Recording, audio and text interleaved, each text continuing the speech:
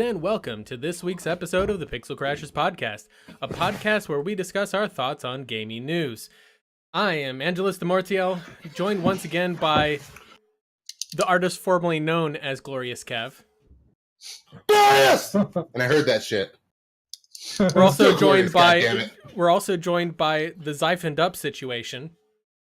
Oh yes, a situation up the Xaiphen. I mean, Ow.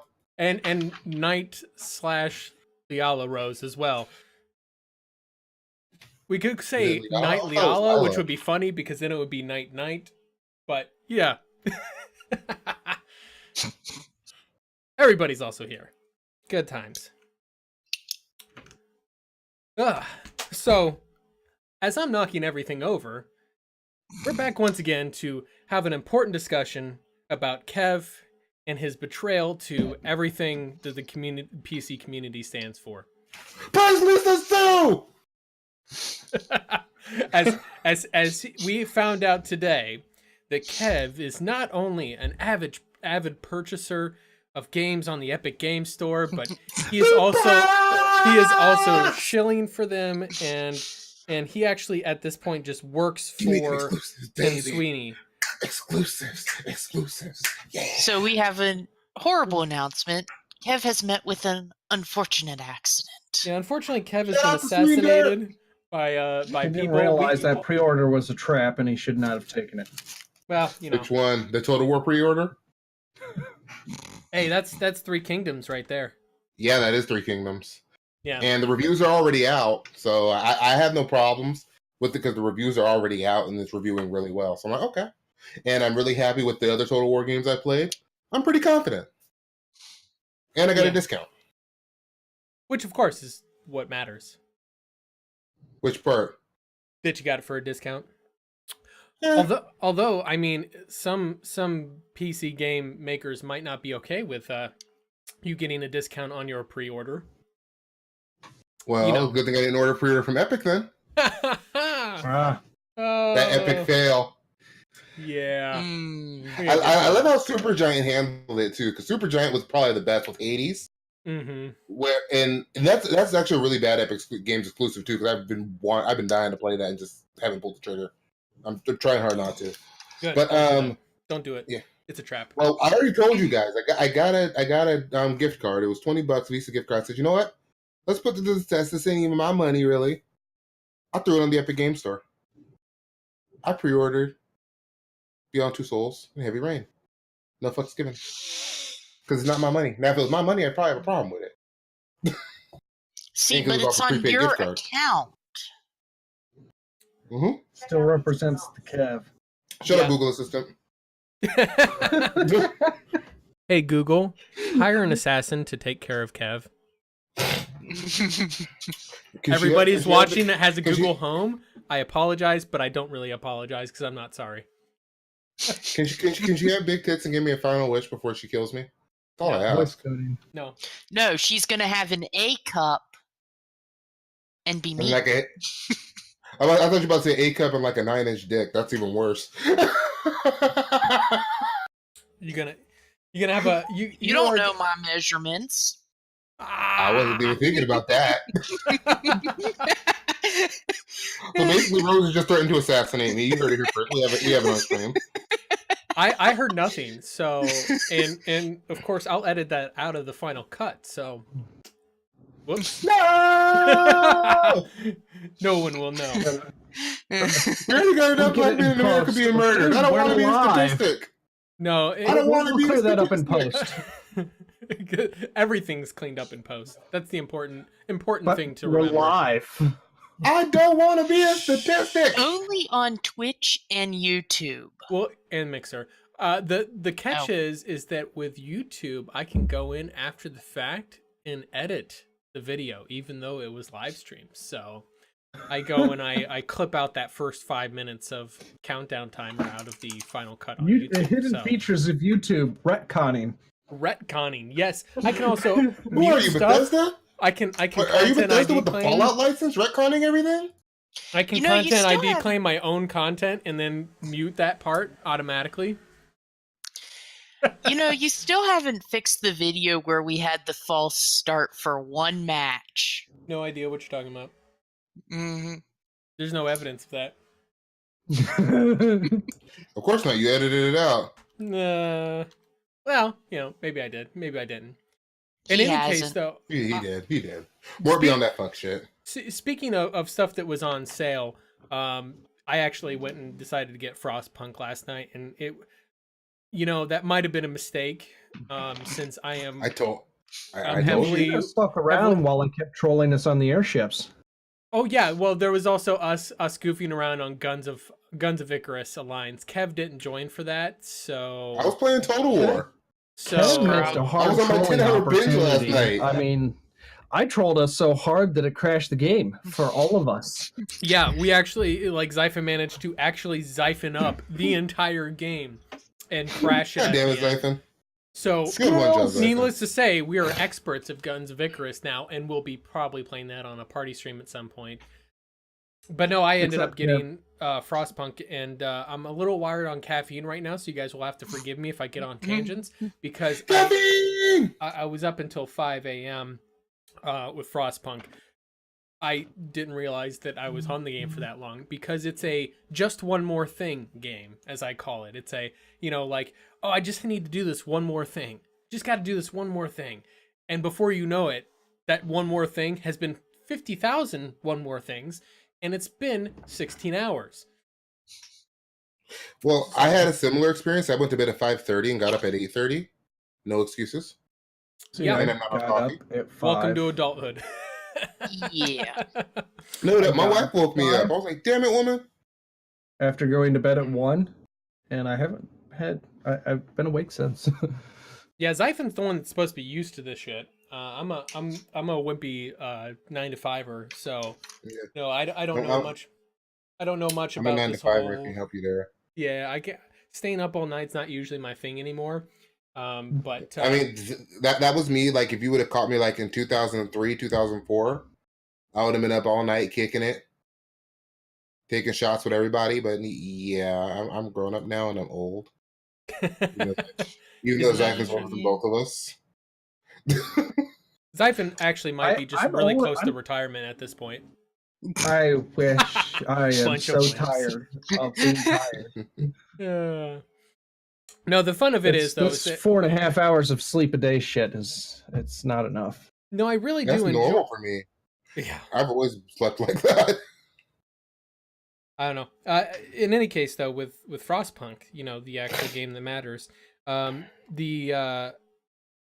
did enjoy that there was this sad tone throughout the game that made me really feel like everything was doomed, and it didn't matter what I did, we were all gonna die anyway. And I'm like, That didn't make you sad. no. I feel like that Oh, might have bullshit, actually man. had the opposite intention effect.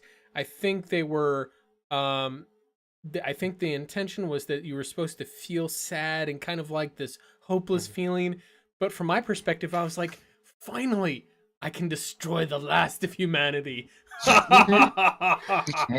the dude that was playing Mass Effect 3 rooting for the Reapers.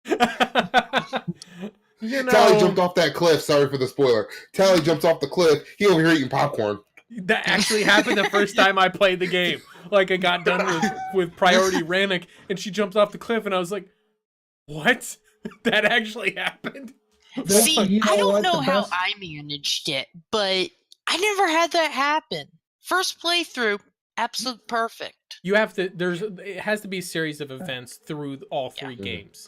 Yeah, one of the things- well, not even all three, because like I don't think it matters what you do in Mass Effect 1 for that particular ending. Because I can pretty consistently get the ending. Oh shit, I'm out of focus. I wasn't But, going to say. I can pretty consistently get that ending in Mass Effect 3 and always have. Yeah. So I'm not sure if it has anything to do with what you My do in Mass Effect my 1. favorite I think ending- the best my one favorite was ending of Knights Mass of the Old Effect- Republic. Oh, go ahead. Oh, no, I was going to say the best thing was, I don't know if it was the first KOTOR or the second KOTOR, when you're going through the criminal city. It's been so long Narshada. since I played it. Yeah, and you run into that guy who's just like, "Oh, I'm so diseased or whatever," and it's like, "Oh yeah, you should just go and jump into the abyss." as one of the options. That was fucking glorious, and he does. Like, you just force trick him into killing himself. No, the The best options that you get in KOTOR, what little I played for, though, are like all hilarious. Like, you get like these extreme renegade choices. Well, so I think there was two different instances in KOTOR 1 when you went to one of those city places. There was an old man that was dying, and that you were pretty much like, you should just kill yourself and save everybody else the trouble. I was like, that shit's dark, and he does it. In the second game, some guys come up and try to mug you, and you say, you should just give me your money.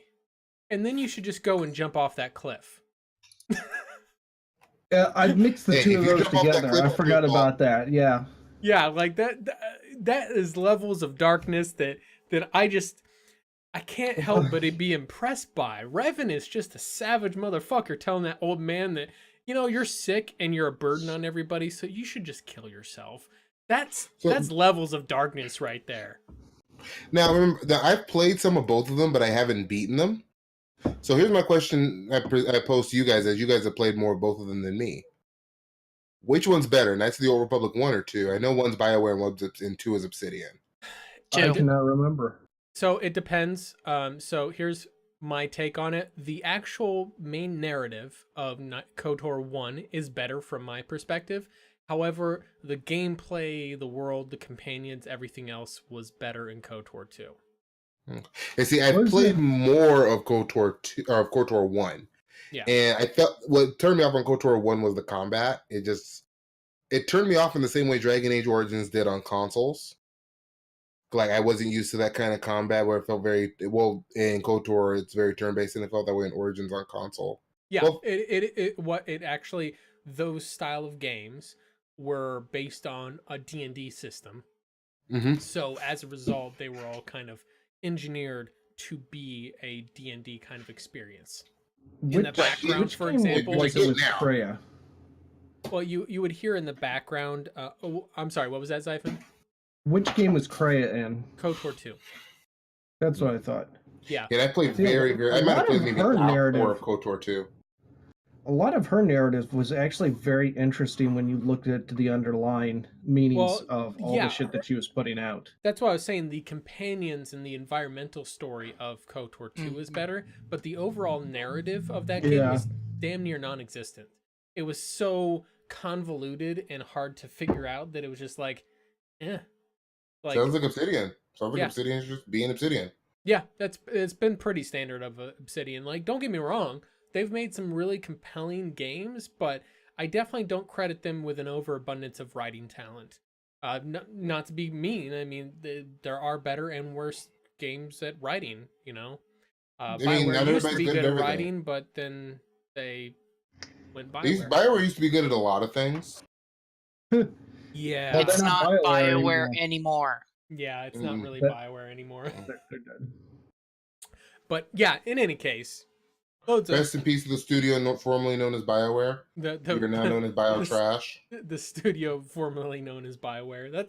That should be their official name. The brand formerly known as BioWare has put out this brand new looter shooter, live service, tactical espionage, third-person action adventure with stealth elements game. Warframe did it better. It doesn't matter. Probably did. Don't forget. You also need the cosmetics. They don't have the story writing anymore. That's the only way you can try and compete against Warframe on that kind of game. Is like make a story and then you win. Yeah, any story. Yeah, pretty much. I still prefer the Division for that kind of game. So, is that a looter shooter? Yeah. Yep. The Division's a looter shooter. It's and like from what I've seen, because I've been pestering Tashir at work in the past week, and that's all he plays, and I'm like, honestly, it's not a bad game. I mean, I wouldn't really have a whole lot of fun playing it from my perspective, but it doesn't look too bad. I just can't do the whole like, I need to grind this mission 20,000 times to get this random loot. I'm like, no, instead I would prefer to play a mission for a specific item that fits that mission, Go on to the, like, you know, I need to get this magical shield. Well, I have to defend the hero that wields that shield. Like a traditional RPG. You know, like, yeah, exactly. Where loot actually makes sense in the narrative aspect. The whole, no offense to Diablo, it holds a special place in my heart, but Diablo fucked the RPG loot system up so badly that nobody even knows how to do loot anymore. Like, the whole idea of random loot. This RGP, this Diablo slander must stop. You telling me that killing 1,000 bugs and somehow a bug is gonna drop a fucking plate armor, that makes no sense to me. I mean, MMOs have been doing that for a while too. It's not just Diablo. Well, no, Diablo was the first. Oh, I'm just damage control. I'm talking back in the 90s. Yeah. You know, Diablo was the first one to introduce that. Yeah. But understand, I'm just damage controlling. So that's all this is. Just pure damage control. No, so to Nightbane in chat, who said, the only thing I could really hand Anthem was the level of customization from paint types, colors, and state of wear was impeccable. Still nowhere near enough to make up for the rest of it, however. I will say that the only thing that Anthem did that someone else didn't do was had paint textures. However, that being said, Warframe still has more customization overall. So you got one thing. No. You got one thing that paint textures doesn't have. Paint textures, let's look at Mass Effect 2. They've done it before. Yeah. Let's look at Destiny. Destiny has way better customization. The original Destiny. Well, that has way better customization than Anthem does. Well, and if you look at the weapons that Destiny, one of the things I like that Destiny does is the guns are great. Feel cool. When you get that random drop of this epic gun, it's like, man, this feels cool. This is a unique. I'm the only one that has this, even though 20,000 other people have. I'm the only one that has this really cool badass gun. In Anthem, it's like, I got another assault rifle. This one has slightly better stats. That's how the Division actually kind of feels too. But the thing is that the shooting actually feels so good in the Division, and it feels really good in Destiny too. Yeah. That I play when I play both of them, it was for the gun mechanics. Yeah. The one thing I hate about Division is how much of a fucking bullet sponge the enemies are. That was there is no reason I should be load or unloading 2 full magazines or whatever of a light machine gun and still have an enemy alive. It depends. It depends on the game. That's a Swiss cheese. That's what's left right there.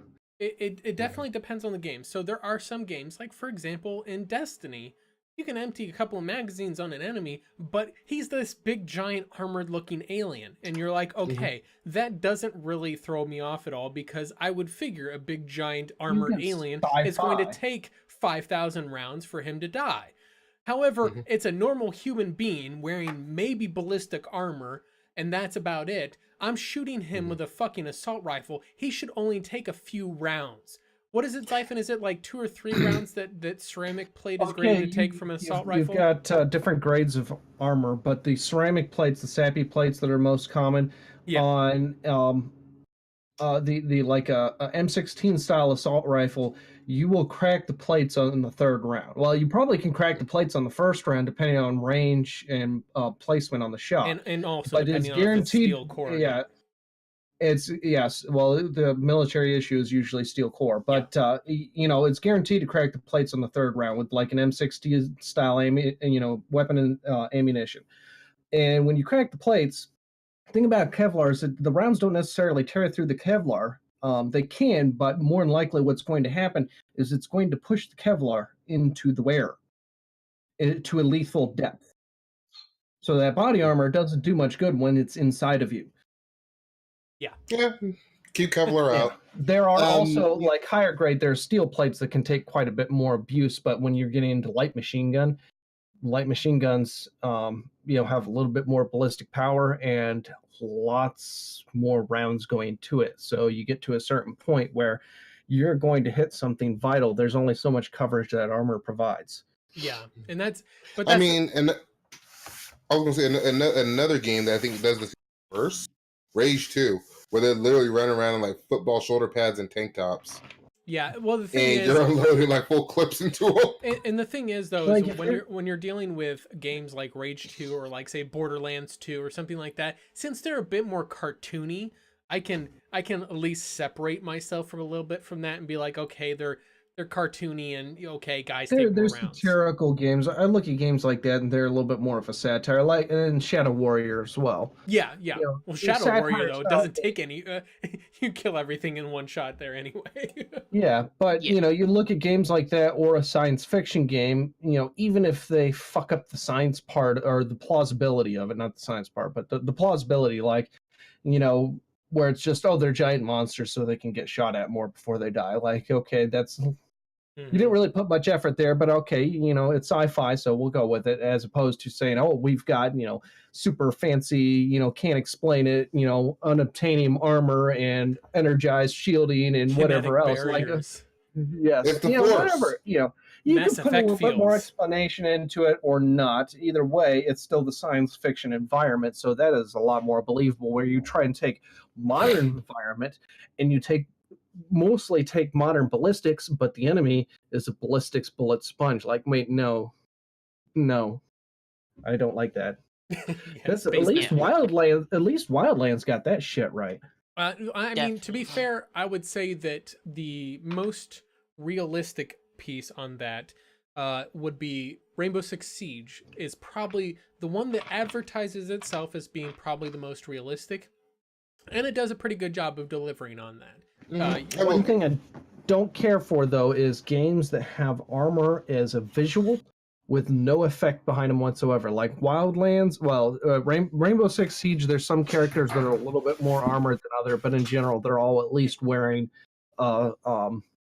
ballistic vests. And the thing is that actually does have an effect.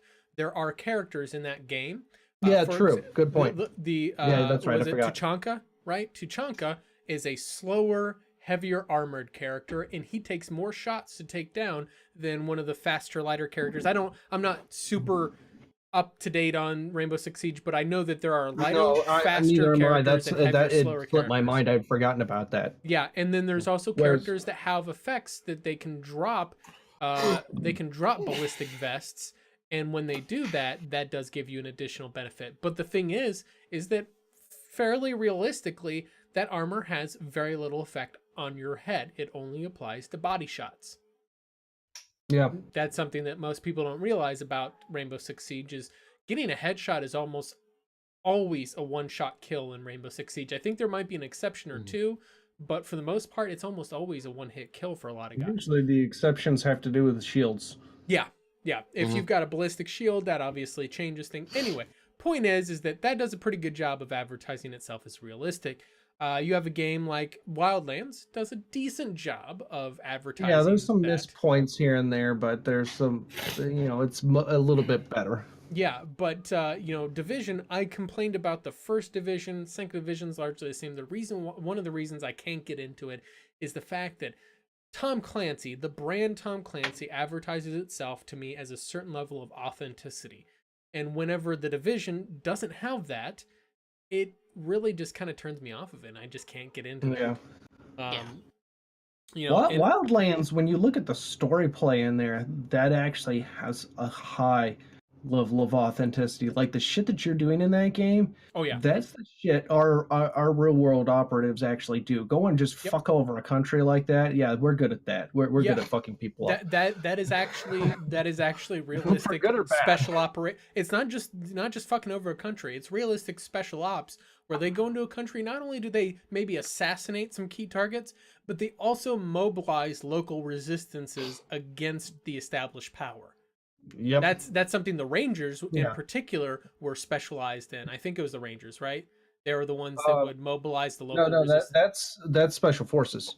Was it Special Forces? I thought it was Army Rangers. Rangers are door kickers. Yeah, that's right. You want a massive show of force quickly, that's Rangers. If you want to force multipliers or Special Forces where you mobilize, recruit, and train locals to fight for you, that's Special Forces. But in any case, you're right. That is it's not only that, it also is fairly timely in the sense that you did have there were some South American countries where you actually had drug lords that actually had operations somewhat similar to that. There wasn't exactly a Santa Muerta cartel that worshipped death. Yeah. That's fictitious, but Yeah. having a drug cartel control like that is not unheard of. So at least as far as Wildlands go, Division is just like fuck the Division, whatever. Wildlands, going that open world route, mixed feelings on that. So far, it's okay. I've gotten used to it, and it actually feels a little bit more natural to that environment after playing with it for a while and running through it. I've been on a huge Wildlands kick recently for no apparent reason whatsoever, other than I feel like doing Black Ops shit. I don't know. Whatever. There's apparently also another news. There's a new Ghost Recon game coming out, Breakpoint. You know what's great about that game? You know what's great about that game? I don't know anything about it. Epic exclusive. Woo! Yay! Also on It will Uplay. also be available on a Uplay. Which I missed the game that's exclusive to Epic, because it seems like all the games are exclusive to Epic. Yeah, and the thing is that it does look like it's going to be more in the vein of Wildlands, in the sense that it's going to be a single player / co-op multiplayer, like kind of a free roam open world type tactical shooter, which I'm okay with. You mean the Wildlands DLC?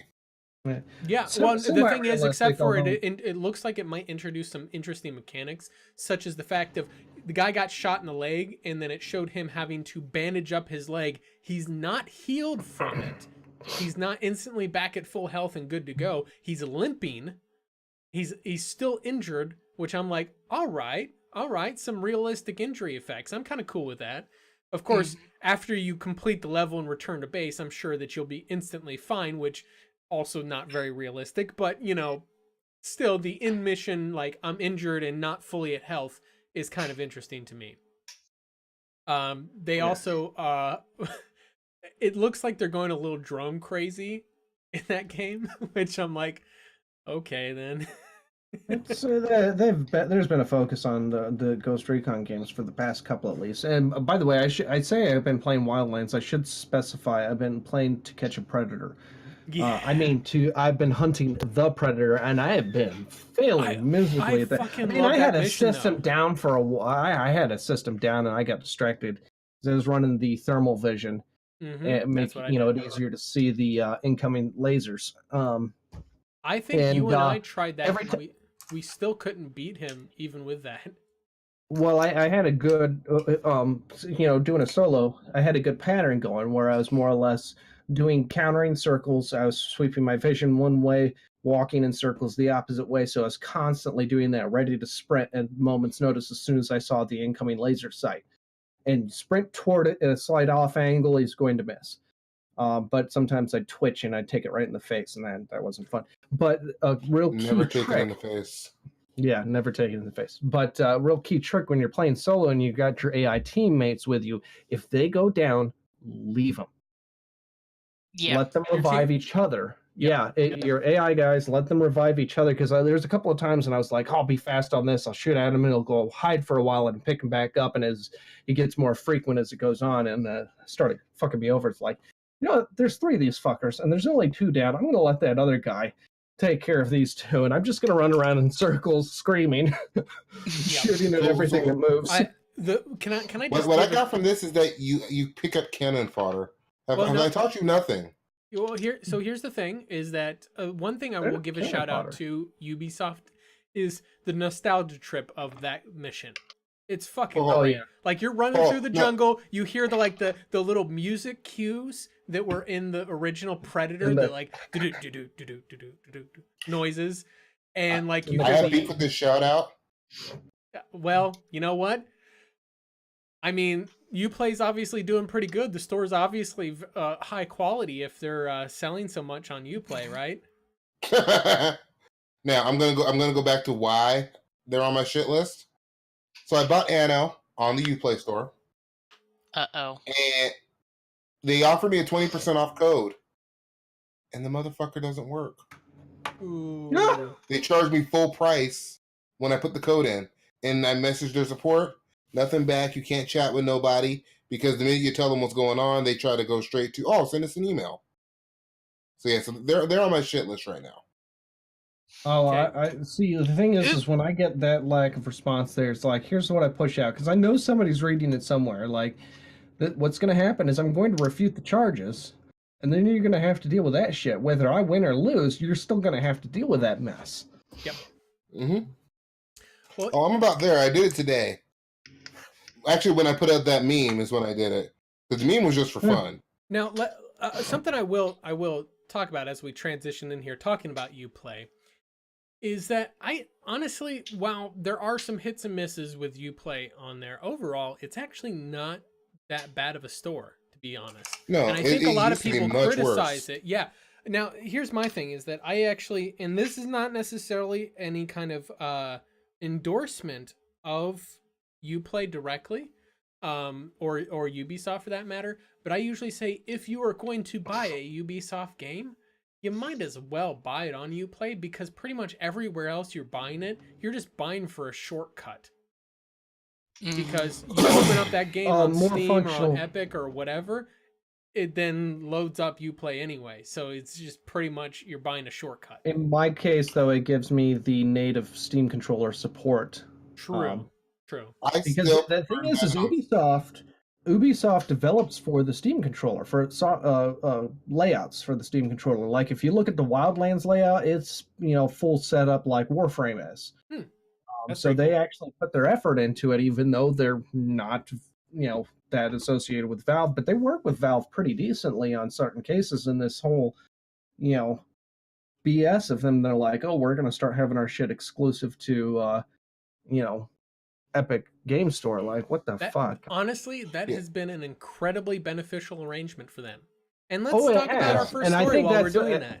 Yeah, I think that's why they did that, honestly. But to list off the story on here, in Oh, their recent, I had a piece that I was gonna try that. Well, never mind. Go ahead. You move. Fuck it. I love You go. Fuck it. right now. We'll get to that. In any case, so in their recent earnings call, I think it was about a week and a half ago or so, Ubisoft actually announced that The Division 2 sold about 10 times as many copies on Uplay as the first game. And that's not necessarily because, from what it sounds like, the way they're announcing it, it's not necessarily because the game itself has sold that many more. The game sales is slightly more, which is normal, but it's not like 10 times as many more.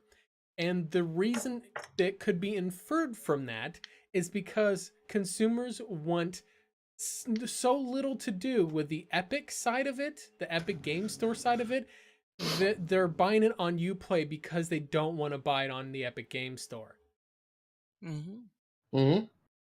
Thoughts? Anybody? Feel free to hop in here. I'm there. That's what I did. Take that as a sign that unless he's starting to already see good results from the massive spending that Epic has been doing to try and get this set themselves into this little corner, that they may want to start cutting spending before it gets too out of control for them. No. Shout out to Screen Derp. Keep doing exactly what you're doing, player. You're gonna put yourselves out of business. You're gonna be gone. We ain't gonna have that problem anymore. But this article is actually what I was talking about, kind of playing that in that meme I posted earlier. For those of you that didn't see the meme, it's the dude where he's sweating with the two buttons. And I put it on there, Anno 1800 is on sale on the Epic Store, but Epic Store is trash. And he's sweating about it. And that's just it. It's like, I went out of my way. I ended up paying like $15-$20 more on Uplay. I would have ended up paying $40 had my fucking code worked, but it didn't. They gave me a code, didn't work. Whatever. Had I I would have rather still just paid the $20 and just had it on Uplay. If I can avoid having to deal with Epic, I will do my best. And also, Borderlands 3 was delisted. Glorious. Yeah, So, Borderlands. we'll talk about the That'll be another story. Yeah, we have that as a different story on here that we're going to talk about. No, my thing is that. But go ahead, Rose. Go ahead. With the whole Uplay selling more, I think Uplay suspected this was going to happen because they saw how much backlash that Metro Exodus got. So I think they were anticipating this because now they don't even have to pay the 12% fees that They make Epic's 100%. Yep. They make 100% that way. They've been paid by Epic to have their game exclusive. quote unquote. No, So yeah. they've made Well, off is- like fucking bandits with this whole thing. Yeah. Oh yeah, Ubisoft. Now let's be real though. Is it really exclusive? I don't feel like it's exclusive. I feel like it's exclusive the way they say the term console exclusive. Yes. It's everywhere but on Xbox. It's everywhere but on Steam. Well, it's not Yeah. everywhere but on Steam. It's everywhere but on the independent storefronts. So GOG doesn't get it. Well, a lot of games don't come to GOG anyway because they're not DRM. Actually, see, the thing is that a lot of games have We're been getting coming. more. Now, Ubisoft will never release a game on GOG because Oh no, because they want to put 20 gigs of DRM on it. Yeah, they're obsessed with DRM. However, like for example, Paradox's Vampire the Masquerade Bloodlines, which is that's a top tier AAA game that's coming to GOG as well as Steam. Although it's coming to those guys a year after it will be on Epic. I've never played the. I didn't play the first one, so I don't know much about the series. First one. I thought the Paradox mostly does indie titles. I assumed it was another indie. Paradox is a AAA publisher. They're not. I'm saying, but they put out a lot of indies too. Not real. They're a publisher. They are an independent, like corporate publisher. Now, while I like them as a publisher better than I do EA or Activision Blizzard, they're not indie. They are a AAA publisher. They are indie. I said they publish a lot of indie games. Not that they are. I guess a lot of it comes to my definition. I define an indie as a game that is independently published, as in self-published. Versus me, when I say indie, I'm talking specifically about small games. Yeah. Like games that are built with a small scope. Like I would say something like BattleTech, City Skylines, Tyranny, Stellaris. I would consider all those guys independent games. Yeah, I wouldn't. I see those as they're still like AAA published, but that doesn't necessarily mean that they are. There is a the thing is the independent versus AAA definition is, it should be on the publisher, not on the game style. If it's low res platform style or overhead old school shooter like Atari grade games, that doesn't mean it's an indie. That just is a arcade style game. Right, because that's Ubisoft where was putting out games like that. You're trying in that vein. You're trying to throw the indie label out there as if it's a genre description, but it's not. No, I wasn't. No. I was saying it was just a smaller game. Yeah, and the thing is that indie is not really it's not really any officially agreed upon term. I've heard people say that budget is what defines indie just as much as I've heard people say that it means independently published, independent of a AAA publisher. I've chosen to go with the literal definition from a business standpoint because that's the way that I clarify things. When I talk about an indie game, I'm talking about a game that has no ties to a corporate publisher.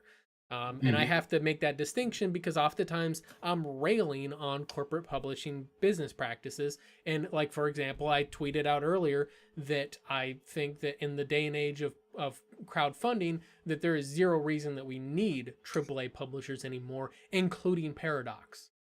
Same with Sega, who publishes Total War, which I very much love Total War, but Sega is very much a AAA publisher.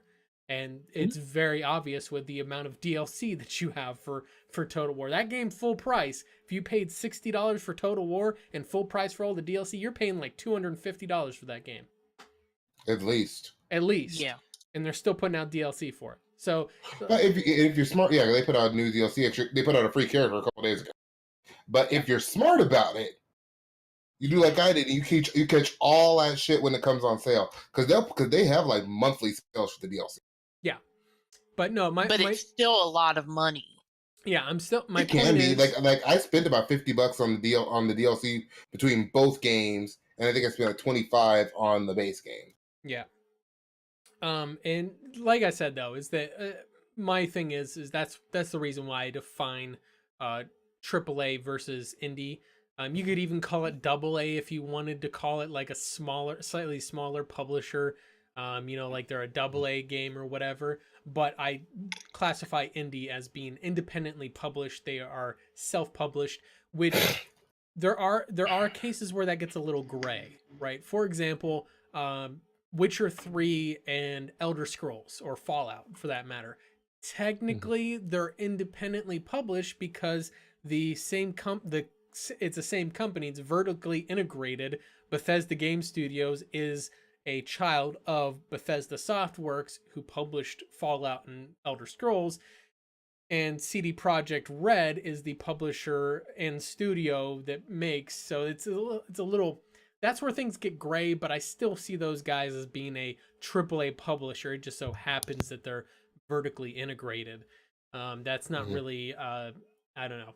That's where I define those. Yes, I am a big fan of Witcher and a lot of the business practices of CD Projekt, but I still have to call a duck a duck.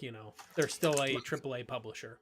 See, but then you even get kind of tricky with that because then you look at somebody like Devolver Digital, where all of their games are small. Like to say that they're a AAA publisher, I think is kind of and that's where I say off. Like if you want to call it like double A or whatever, my main point is that they are they just have a publisher. Is what you're saying. They're not independently released. They're not I can't think of an independently published game right now. Divinity Original Sin 2 is an indie game. It was crowdfunded. It was published by Larian Studios. Yeah. Or Warframe. Yeah. Brings another good one. I had Vermintide 2. That's what I was thinking. Vermintide 2. Yep. Those are all games that the developer published the game themselves, like without an actual quote unquote like publisher that actually funded their game. And I don't think that all publishers are bad. I just think that they're not really necessary in this day and age, as is demonstrated by games like Warframe, Divinity Original Sin 2, Vermintide 2. Those games all demonstrate that you don't need a fucking publisher to make a great game that sells well and is successful. That's my point. I'm on the fence, but I think everybody's situation is different. I wouldn't be comfortable making a blanket statement like that, because we don't know that company's particular situation. Well, maybe they actually do need the extra backing. Maybe they need the help and the management side of it. Maybe they're really good at making games, but they're not as great at the marketing portion of it. Well, you can handle a marketing agency. You don't need a publisher to market your game for you. You don't need it, but I'm saying I could understand maybe somebody wanting to go that direction. That's more or less where I'm at.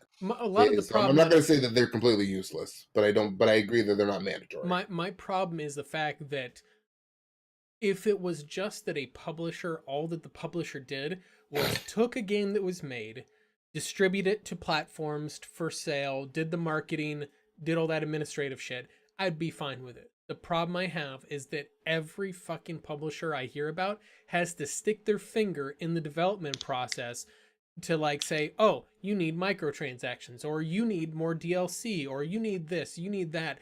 That's the problem I have, is that whenever the publisher is funding the game, they inevitably think that they have to stick their fucking nose in the development process and interfere with the creative process for monetary purposes. Because they're funding the game, they want a return on their investment. I understand that.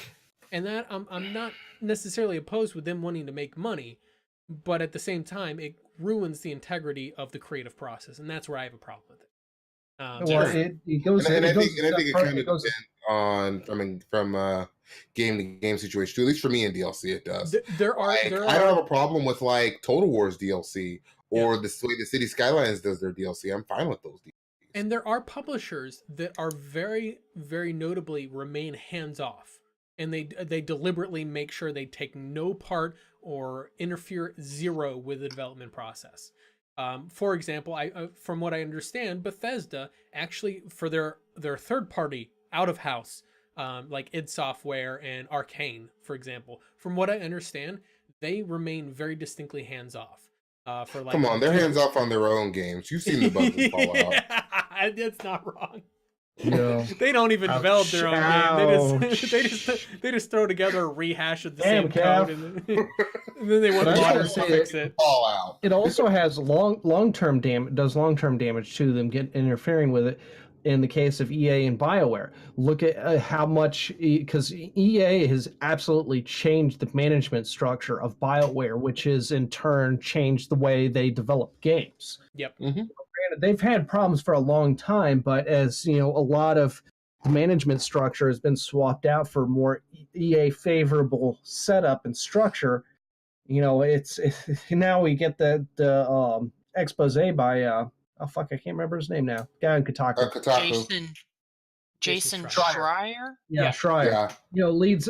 I mean, like it doesn't Schreier. lead to the article directly, but it creates that situation when you have your publishers involving too heavily long term into the developer. The thing is that I don't necessarily think that that's specifically an issue with the publisher. I think that is more a systemic problem with games development. And in the way the games development is kind of grown, it's become kind of an unsustainable process at this point, which is why you have that. Because essentially, previously, you would have like a game developed in a 6-month, maybe a year time frame, right? Whenever I'm talking way back when games were super simple. Like it might take a year or something like that to develop a really complex, 16-bit game. Most of it was just Well, working the you're bugs talking out. like Genesis games. No, I'm talking before Genesis. I'm talking like Atari. 8-bit and older. And and the thing is most of the development process was debugging. Yeah, exactly. You have like 1 month game development and then like another 8 months of debugging. Yeah, but debugging, but Bethesda doesn't know what that is. Yeah, but the thing is that as game design has grown, I think it's become kind of an unsustainable process where you have these studios that are hiring multiple hundreds of developers, and trying to manage them becomes very difficult, which I think is why you hear about like BioWare, for example, having such issues with their project management. I suspect it's just because good luck trying to fucking keep shit straight when you have 200, 300 fucking developers working on a project. That's got to be a nightmare.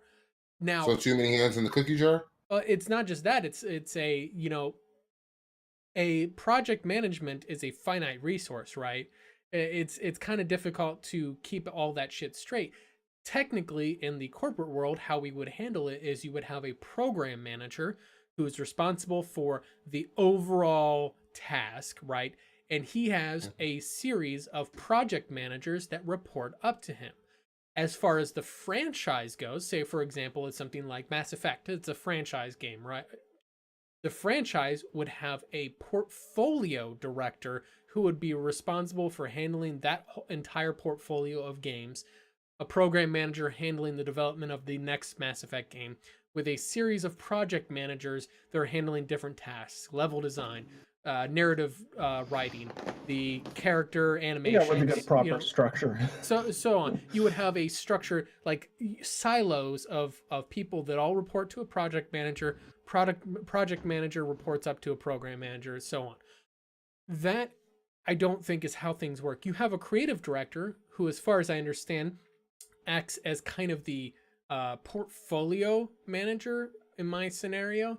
But the problem is that he also seems to be more intimately involved in creative decisions, which is not something that a project manager or a portfolio manager or any of those would actually take part in. The project manager would be responsible for coalescing creative actions, and then they would, as that team, that silo under the project manager, would get together, make the creative decision. Then the project manager would pass it up to the program manager. I know I'm getting hyper technical in here explaining structures on here, but I don't think that kind of structure exists in game design, and I don't necessarily think it might be the best thing to have. Give me my video games. Yeah, I think that's a little too structured and organized for a creative process, and I think that's kind of where the problem comes in, is that you're wanting I'm talking about this super structured, highly organized process for creative matters, and I don't necessarily think that always works. See, one thing I think the game, and I don't know if there's any game developers that have this kind of structure set up because different parts of the game are going to take different amounts of time to deal with. No matter how many people you throw at it. So they need to work on like, hey, okay, not that this is the case. I don't know any better. Say storyline takes your longest time. Start on that one the earliest. Get your writers working on that one. While say some of the coders are still working on either bug fixes, DLC, or whatever on your last game. And then, as they get, wrap up some of that, and it comes time to a point, a time scale where they are needing to work on the next game, slot their schedule into that instead. But again, I don't know better, so I don't know exactly how that works. But I'm sure that this different facets will take different lengths of time. Yeah. But in any case, to bring things back around, I do think that in Ubisoft's instance, the Epic exclusivity deal has been an all-around win for them. I think hands down, they've made, as Rose put it, they made off like bandits, with this because they get paid by Epic for people to not buy the game on Epic. So they're getting money from Epic. They're getting 100% of the revenue from the game, not having to give really any cut to Epic because people aren't buying it on the Epic Game Store. And I'm like, damn, that was a good decision for them. I think that they feel that was an overall win. I mean, that's an old school kind of pimping right there. Yeah, that's. I love it. Well, see, I get the feeling Uplay may be angling this to pull an EA with the Origin Store. Yeah, maybe. Yeah, I think they may angle it to a point where they get enough popularity on the Uplay Store. Enough people are like, hey, I can deal with this. And they'll start shunting things only to Uplay itself. Mm-hmm. Well, I mean, if I'm perfectly honest, at this point, I'm okay with going exclusive to Uplay. At least as far as for Ubisoft's games, I don't actually have too much of a problem with that. Yeah. They've got a decent storefront. So does Origin or EA. Right. It's not like it was for Ubisoft, say, when I first got on a PC in 2013. It was god-awful back then. Yeah. Oh, yeah. My thing is but that it's improved a lot. I don't think that... you guys know me. I don't like the idea of a game being exclusive to any storefront. I think that the product, the distribution, and the hardware should all independently themselves compete. And frankly, I'll be completely honest, Uplay as a store doesn't really offer anything that unique. I mean, it's a solid experience. I mean, it has the basic criteria that Epic doesn't even have. It has a shopping cart. How do you not have a fucking shopping cart? Oh, did you hear about the problems with them having a shopping cart too? People were getting banned because they bought too many games. Yeah, they bought like five things on the Epic Store for that mega sale, and then their account gets flagged for fraudulent activity. Like, good job. Oh god. Another Epic fail. But let's roll it into that. Let's talk about the Epic mega sale. Because now the thing is here is that I have kind of a nuanced opinion on this, and I'll get to mine in a moment. I'll get you guys' thoughts on here. But Epic, obviously, this past week launched their Epic mega sale, right? Which essentially everything on the Epic Store that is, I should say, everything that is currently available to purchase on the Epic Store is on sale-ish. Sweden forced it. Yeah. Now I want to pass it to you guys. What are your thoughts on how Epic has gone about this? What do you guys feel? Was this a good move? Was this a bad move? What could have been done differently? And I'll pass it to Rose first. I like that they offered $10 off like every game over. I think it was $14, $15. Mm-hmm. I like that. I really do. But the thing is they really fucked up by not communicating to some of these devs. You had, wasn't it Anno and Borderlands 3? There was one other game I think they pulled off because those devs didn't want not the devs or whoever, they didn't want to sell it for the sale. And I was reading an article where it really screws the devs because they've got some price parity agreements across all consoles. So by doing this, it fucked them hard. And it's because Swing Derp, he really likes forcing things. And I'd hate to be in a relationship with Swing Derp. Because you see how he likes just forcing things. What is he forcing his significant other to do? I think him and Randy Pitchford are secret lovers, but I think they're both too controlling that the relationship would fall apart. So Who's bottom then? So I don't think either of them are going to willing to do that. See, you call him Sweender, but I think Sweeney Tim, the demon butcher of the PC gaming community, is a much better term. I'm good with either term. I know. There's very few people that get that reference.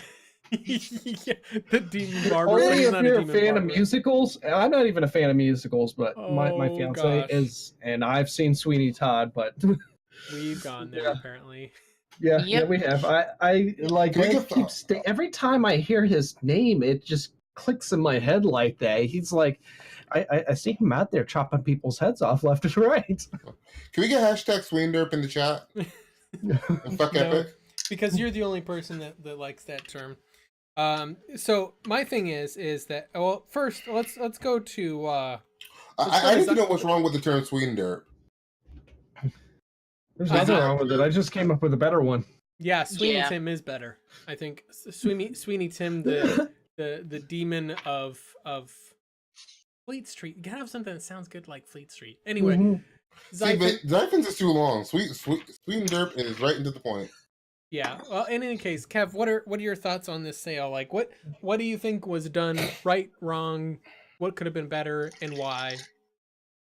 I think we need to teach Mr. Sweeney about consent. That's where I'm going with this, because he just does shit. And we saw how he felt about what PC Gamer said. You can bitch and complain all you want to, but at the end, I'm in charge. This says a lot about Mr. Sweeney. He does not believe in consent. Consent is important, people, and that's why people are leaving his store. I could make a horrible reference, but I'm not going to. Yeah. Make a horrible reference. He believes in consensual rape. Oh, Jesus fucking Christ. I was already thinking it. Let's change the topic before we get banned from Twitch here, guys. Xaiphen, what are your thoughts? Yeah. All right. They had an idea. It could have been a good idea. They wanted to do something that seemed like it looked like it was cool for the consumer. Seemed like it looked like, yes, I meant to throw those both together just like that. Because it is more image-based. You know, throwing money around for image. You know, to try and corner their market. And they were trying to beat out Steam Summer Sale so they could try and get some people in on that, get some attention. And they fucked it all up. Epic fail? Yes, epic fail. I mean, you might have to come after Sweenderp for what's called copyright infringement or whatever, because they're Xaiphening up their store pretty good. Mm-hmm. Yeah. I mean, all you had to do was ask. But we understand that. Sweenderp, you could have even put them all in an email. BCC all your contacts. Hey, we want to do this sale, $10 off. We're going to cover the costs. How do you feel about it? And people are like, oh yeah, cool. Thanks for asking. Sweenderp just does it. They're like, hey, what the fuck are you doing? Get our game off the store. So to wrap this back around, because this is my take on it, because I try to keep things. I've been trying to stay away from a lot of business decision discussions, because from what I'm trying to do, I'm always trying to keep the conversation about how this benefits the consumer. What does this do for the consumer? In that regard, I feel that had Epic came out the gate with this mega sale where they just essentially listed a bunch of games on the Epic Game Store and then came out with this big, huge, strong sale like this, I would have very little to complain or to criticize Epic about. Now, I might criticize some of the finer details of this sale and how it kind of got botched up, but overall, I'd be like, you guys can just do it better next time. Just take the feedback and learn, and you can do it better this next time. And I wouldn't really have any more to say beyond that. I would not be calling them anti-consumer and a cancer on the games industry if they had just done this. This is, while they definitely fell on their face, and there's no denying that, I don't think that this was necessarily a bad move from a consumer angle. It definitely pissed off a whole lot of developers whenever they've been, or I should say not developers, excuse me, it's pissed off publishers. And that's the key thing here, is that you will hear Tim Sweeney talk about how beneficial what he's doing is for the publisher or for the developer. That's a crock of shit. What he's doing with the exclusivity deals only benefits publishers. It doesn't do shit for developers. In that regard, he pissed off a lot of the people that he's been trying to bribe recently, which is going to hurt him as he's going forward trying to make deals with other publishers. But essentially, with a lot of what's going on here is that he, and there was a hit and miss Twitter, what do they call it, tweet storm. From this person I don't really follow, Casey Explosion or whatever. Don't really follow her a whole lot, but she did kind of go into a description on as to what a sale does, and the reason why a lot of the publishers were picking it apart and not very happy with it, because essentially it devalues their property. Essentially, especially when you have a game that's not even released yet, like Vampire the Masquerade Bloodlines 2. It's not even released yet, and it's already on sale. In the mind of consumers, that game then becomes, if it's a $60 game and it's on sale before launch for $50, that game is worth $50 to consumers thenceforth. You have then reduced the value, the perceived value to the consumer, by $10.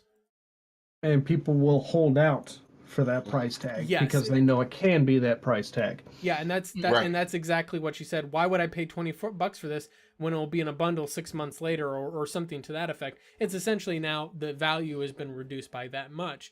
Now it's different if you come out and say, hey, as a and I'm a big fan of this. If you pre-order, we're going to give you a discount as a pre-order bonus.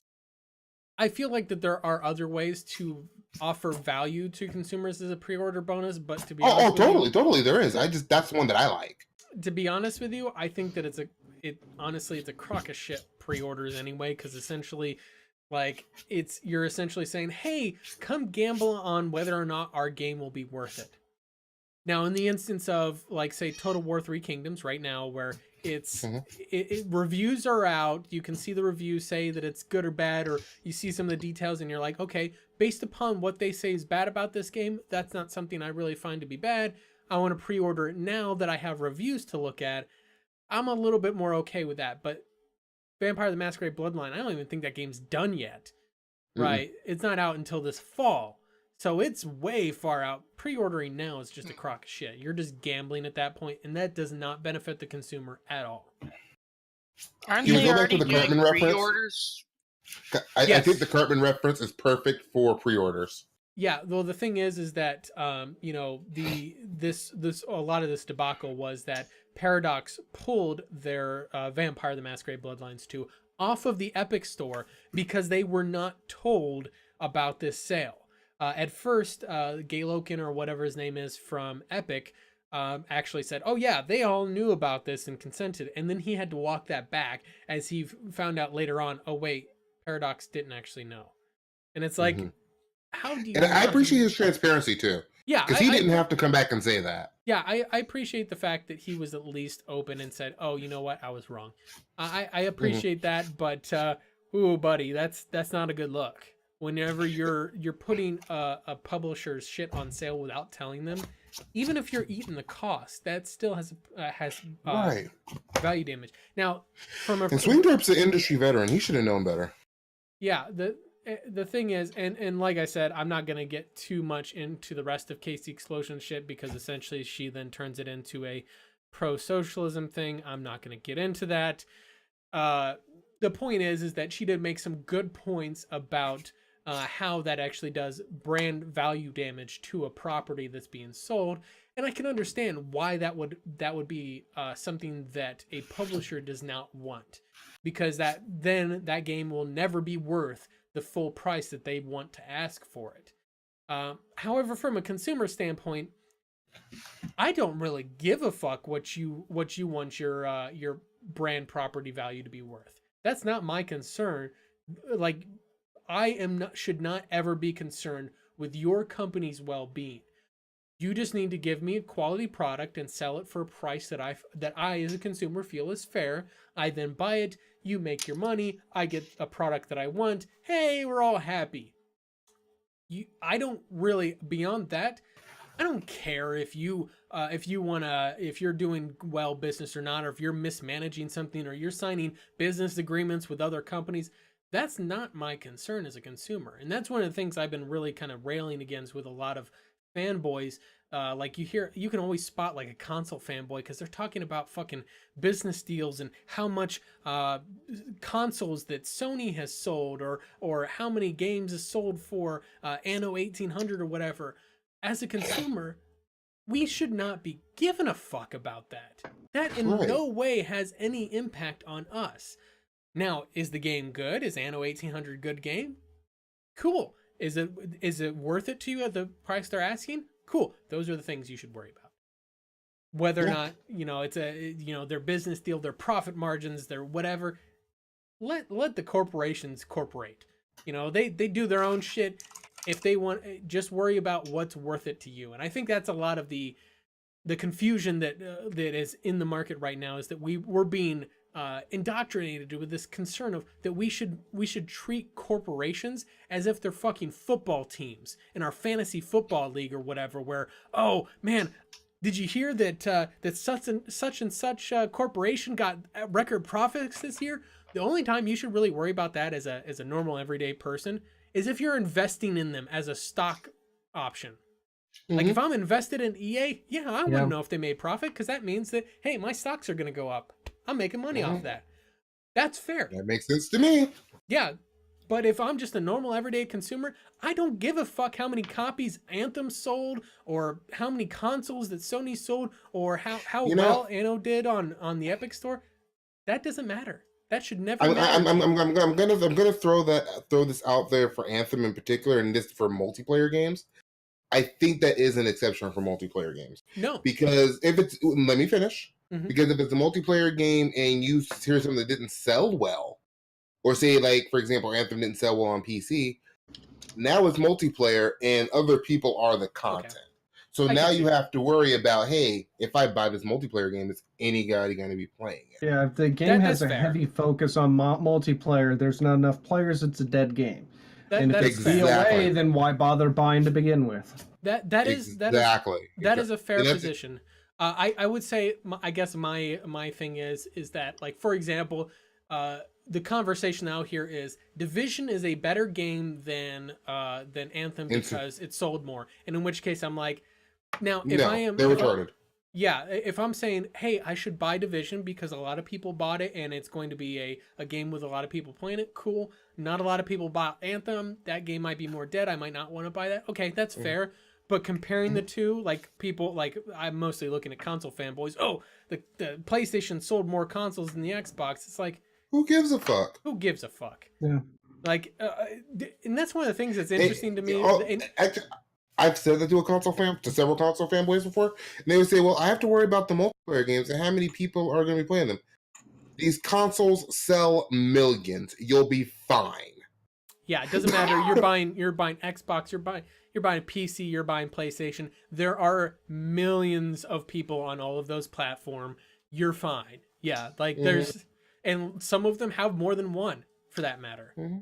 A lot of people I at one point had all three consoles. Yeah. It happens. And the thing is that and to Nightbane's comment on there that she said that goes a lot for fighting games. PS4 tends to have a larger audience compared to PC, although most still have a decent chunk and will sit around the game's Discord. It does depend on your game. For the most part, on average, PC has a generally larger audience, but they tend to be it tends to vary, right? There are some games that PS4 has a distinctive larger audience. I think you might be the I fighting haven't games. found that to be true. That's hit or miss with on the fighting games. The fighting games, yeah. If you want a big community, go to that. I think that's a given. But I would say for a lot of AAA games, I tend to find that PC has smaller audiences and the game tends to die faster. Yeah, it does And- depend on your game. There Yeah, are it some largely games. There are some games, like for example, you want to talk about like, and this is a single player game, so it doesn't Skyrim matter won't as die. much. Huh? Skyrim, yeah. Like, Skyrim won't die. won't fucking ever die on PC because of the modding community, right? But Right, if you get exactly. those games where you have a modding community or something like that, those games will have huge, massive player bases that last forever. On a multiplayer front, I'm trying to think of a good modded multiplayer game. Can't think of any offhand. Well, I mean, for example, It's hard because there aren't a lot of them anymore. Divinity Original Sin 2, you can mod the hell out of that and have it be multiplayer. You just both have to have the same mods. Or, for example, we are streaming Mass Effect 3 with a modded map pack. There are still at least a good number of people that are actually playing Mass Effect 3 just because there are on PC, because there are mods for it. Consoles, it's a lot harder. I mean, as far as I understand, there might be still some people playing on Xbox 360. Not a lot, though. Well, see, with Xbox, it's a little easier because they do crossplay with the 360 and the Mass Effect series as a whole. It's backward compatible, so you can play with 360 people on your Xbox One. That makes it a little easier. Most PlayStation people have abandoned the PS3; they're not going back unless they have some really old game they want to play. Because the moment you load up collectors on PS3, Mass Effect 3, the game just turned to shit on you. Oh, I'm saying the PS3 in general. I'm saying that. Yeah. But what I was saying also, like, for PC, especially with fighting games in particular, it's really hit or miss. Like, Tekken died off really quick, the most recent Tekken, I want to say it's 7. But then you have Dragon Ball FighterZ.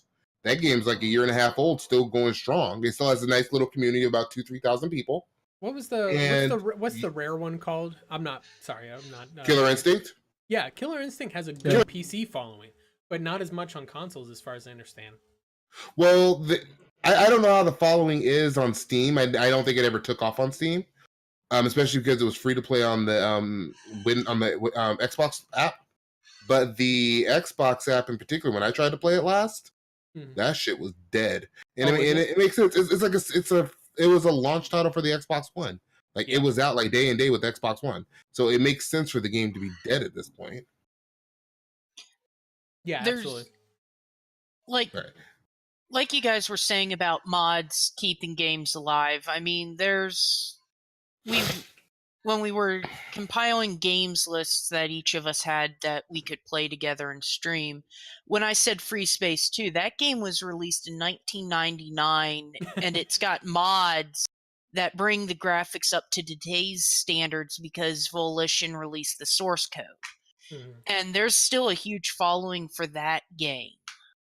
So that just gives you an idea of how long these games can live if you've got a dedicated modding group. Right, and sometimes you don't even need mods. Like Counter-Strike, again, won't die. Yeah, that game will never die. That is an eternal game. They literally just upgrade a little bit, change some of the balance, make the maps look a little better. Are they even patching that game?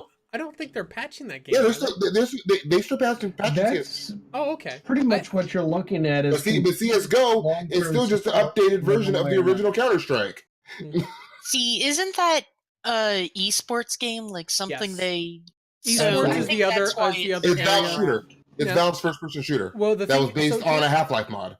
So here's the thing: is that no, it's not a Half-Life mod. CS:GO Counter-Strike has been around long before that. You're thinking of the No, I know Dota. I know Dota's a mod of Warcraft 3. But my understanding is that the original Counter-Strike is a mod of the original Half-Life. Don't think so. I'm pretty certain that. Yeah, and the original Half-Life came out before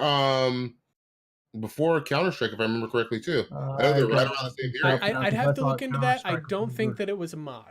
I'm pretty certain there is another game. I want to say there was an Arma mod, and I can't remember what the hell that game was. That actually became Daisy. something. Huh? Daisy. Daisy. Yeah. That's the one. Number 2000. But in any case, so my thing is that CS:GO or any that's the other exception where a PC community will strive is usually if there's an esports following. For example, Overwatch. Overwatch by far has a much larger following. Counter-Strike is 2000. Do what? Half-Life is 98, Counter-Strike is 2000. Well, I don't know if it was based off of Half-Life. That was the Yeah, Counter-Strike was initially released as a modification for Half-Life and designed by Min Guzman. There you go. I just want to hear you say Kev was right. Kev had it. That's fine. In any case, what I was saying though is that if there's a large esports following for a game, such as Overwatch, oftentimes you'll see the PC community for those be a lot larger because usually esports games are a lot bigger on PC because all of the competitions are always on PC. You look at Overwatch, Rainbow Six Siege, Counter-Strike Go, they're always PC players. I think it also has a lot to do with the community too. Where on consoles, people are gonna abandon a game after like, a month or so, unless they're like really hardcore, then they'll play it, a year or maybe until the next one comes out. That's not always the case with PC games, where PC games are expected to be maintained and updated for years. That's like people are saying, like, my God, this is incredible what they're doing for like Rainbow Six Siege and For Honor, for example. That's status quo for PC, and it's always been status quo. No, well, the thing is, so here's the thing. For Honor, I'm talking as far as constant updates. Well, the thing is that actually Rainbow Six Siege, I see that as being one of the better examples of a live service game. It is. It's a great example. I don't think it's a bad live service. Neither is For Honor. Yeah, but I think of all the companies doing live services, Ubisoft does it better than most. Yeah, and the thing is that Rainbow Six Siege, a lot of their updates is because it is an esports game. They have a huge esports following. It makes tons of fucking money. So they're definitely not going to turn that off anytime soon, and they're going to keep updating as a result. But right, but that was kind of my point. What I was getting at too. Yeah, and just to shorten it up was like what they're doing here with consoles. They want to keep putting it out there, make investors happy. And that's not as much of a thing on PC, so you don't need a sequel every 2 years like you do on a console. Yep. Like the way to unxiphon this is games that have long-term support behind them, whether from the original developers or from community via mods. That's what keeps them alive. If it has long-term support behind it, and there's games that are like DOS era games that are still alive today with pretty good following behind them just because there's long-term support behind them via community. Well, there's one game, I can't remember what it was that I came across, that still has original developer support from like 1995. Well, I mean, let's talk about a game that doesn't have developer support, but has become a cult classic game because of the mod support after the game was launched. That is actually very timely in what we're talking about here. Vampire the Masquerade Bloodlines. From the early 2000s, came out, was a buggy mess, was not that well liked when it came out first. It was pretty much critically panned because it was a buggy mess, rushed development. It's kind of a story that you might think happened today.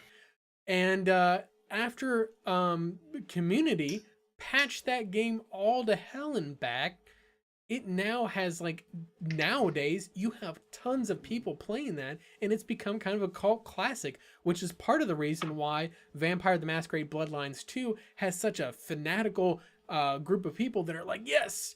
That, and of course, Paradox bought White Wolf, who is the creators of the tabletop Vampire the Masquerade game, and that's really what allowed this project to happen in the first place. So this just in. The developers that produced the original Vampire Masquerade are now working at Bethesda in their QA team. Yeah. No, that studio actually went under as a result of that first game came out. It actually was that bad.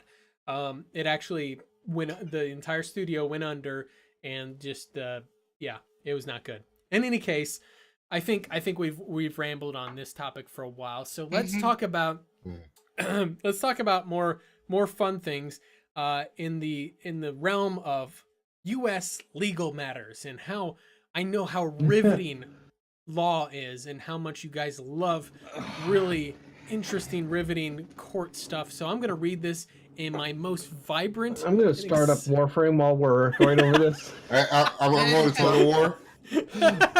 I might be in the Total War coma. You know how that is.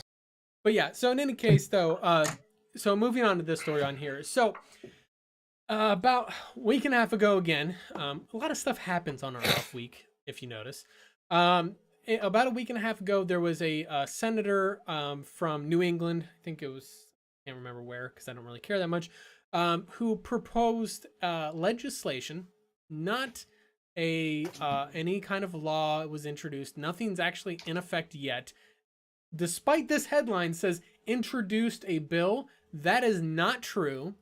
He proposed legislation, not introduced a bill, that was designed to ban or mitigate a lot of predatory microtransactions. I think is a lot of it. One of the main examples of this was actually aimed at Candy Crush, the mobile game, which is a kind of a pay to, essentially you have the timers, right? You can only do so much and then you have to wait a certain amount of time until you can play again, or you can pay money to reset the countdown timer. That is a lot of what they were aimed at on there. Not so much loot boxes, but loot boxes were also in the discussion. I again have thoughts on here, but we will start with Xaiphen on what you think. What do you think this could mean for, from our perspective on what this could happen, what this could mean for the games industry? It depends on how much depth and detail they end up going into it, or if it goes anywhere at all. There is some facets of the industry it could outright kill. EA is already reeling from laws passed in various European countries. Belgium. And if what? Mainly Belgium, yeah. Yeah, I thought there was like 2 or 3. I know Belgium was the first to that, but I thought there was a couple of other countries that also followed suit with similar laws. But I may be wrong. It's still they've taken some pretty hard hits with dealing with loot boxes. And if something strong enough comes to pass in the US, EA, they could collapse. They may not go completely out of business. I don't see that happening. But there'll be a significant collapse of EA if that happens. They rely pretty heavily on those loot boxes. EA is right now, kind of in general, though. Yeah, well, yeah. I mean, the game failures. Andromeda was so meh, and the abandonment of Mass Effect series in favor of Anthem, which was supposed to be so glorious, was just a complete and utter bomb. A lot of what was holding them up after that 1.5 failures, I guess it would be 1.5 failures, was loot boxes. And if they get that shit cut out from under them completely or near completely, that could be the only legs that they're standing on. Just a quick thought, Xaiphen, your mic's a little hot too. I want to take a look at your levels. Yeah.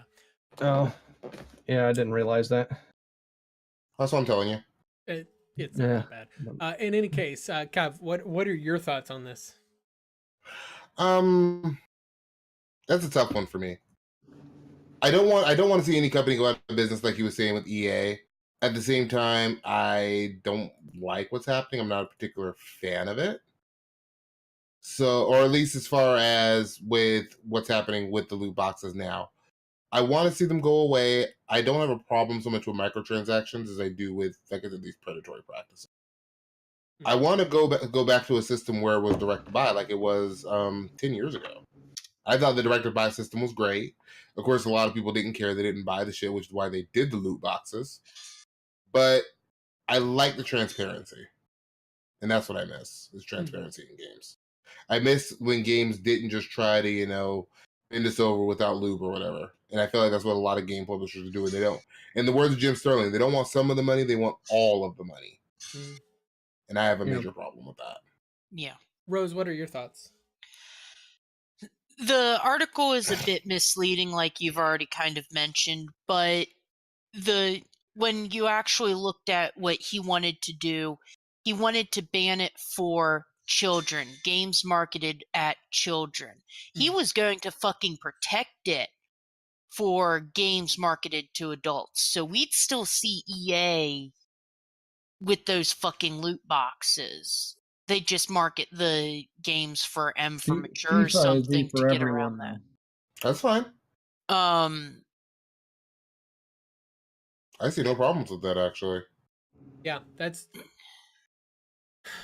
but it's not like what they were saying, oh, it's going to ban loot boxes. No, it's just going to ban them or kids gambling. That's all it's going to do. And the other thing is I don't mind loot boxes if it's cosmetic. I hate it if I've got to go through a loot box like in Overwatch. Well, no, Overwatch is a horrible example. That's cosmetic. Yeah, that's cosmetic. I was going to say Mass Effect Andromeda. Battlefront 2, And Mass yeah, Effect Mass Andromeda. Effect- Yeah. Well, Battlefront 2, I love what they did. They actually unlocked fixed everything at this point. Yeah, they they fixed fixed it. it. Everything is Yeah. completely unlocked. But Andromeda has not been fixed. Nope. Which is, by the way, why I have absolutely no problem. And you know what? EA Bioware can like ban me from the game or whatever. I don't care if I uninstall it at this point. I cheated like a motherfucker and like went through and just cheated and hacked the game in order to just unlock a whole bunch of loot boxes so that I didn't have to fucking go through that shit. And in you know, Andromeda? yeah, and you know what? I didn't know they Bioware and cheated EA you can for it. ban me for it. You know what? Go fuck yourself, because me hacking the game is me showing you the same amount of respect that you fucking showed me when you put gambling in my goddamn video game. Go fuck yourself. Well, I'd even argue at this point pirating a game shows the same amount. Yeah. Mm-hmm. Because with Epic exclusives and shit, I mean, I'm thinking that we need to start looking at piracy as a communication to devs that, hey, we don't like what you're doing on this case, or publishers, or A lot of whoever. people are doing that with the Epic Store situation in particular. The problem is that developers and publishers and businesses in general are tone deaf. So, yeah, we understand what we're trying to say, but all they say is like, Ubisoft came out a few years ago and said, oh, yeah, like 80-90% of PC gamers are all pirates. Bullshit. And they didn't understand why they were pirating the game in the first place, or at least they were disingenuous, because it looks like they fixed the issues. Where it was like you had a shitty service and we had to use it. We They're were only getting a seeing the better symptoms and product trying to by treat those, not the problem. Well, so firstly, just to get some factual stuff out there. So right now, EA stock it's stabilizing for many people that don't know. I think it was middle of last year. EA stock was at an all-time high of about $158 or $148 per share, and middle of last year it started plummeting. It actually lost about 40% of its value by the end of 2018. About pretty much about the end, the turn of the year. It was at about $79 per share. It tanked hard. Which, I mean, are we surprised? while you didn't hear a lot of news about that, that's a big fucking deal. When your stock goes from $150 a share down to $80 a share, that's huge. And I don't think. Let's be real though. The big publications are in EA's pocket. They're not going to put that out there. I'm not. No, they're not. There's an entirely different problem with games media.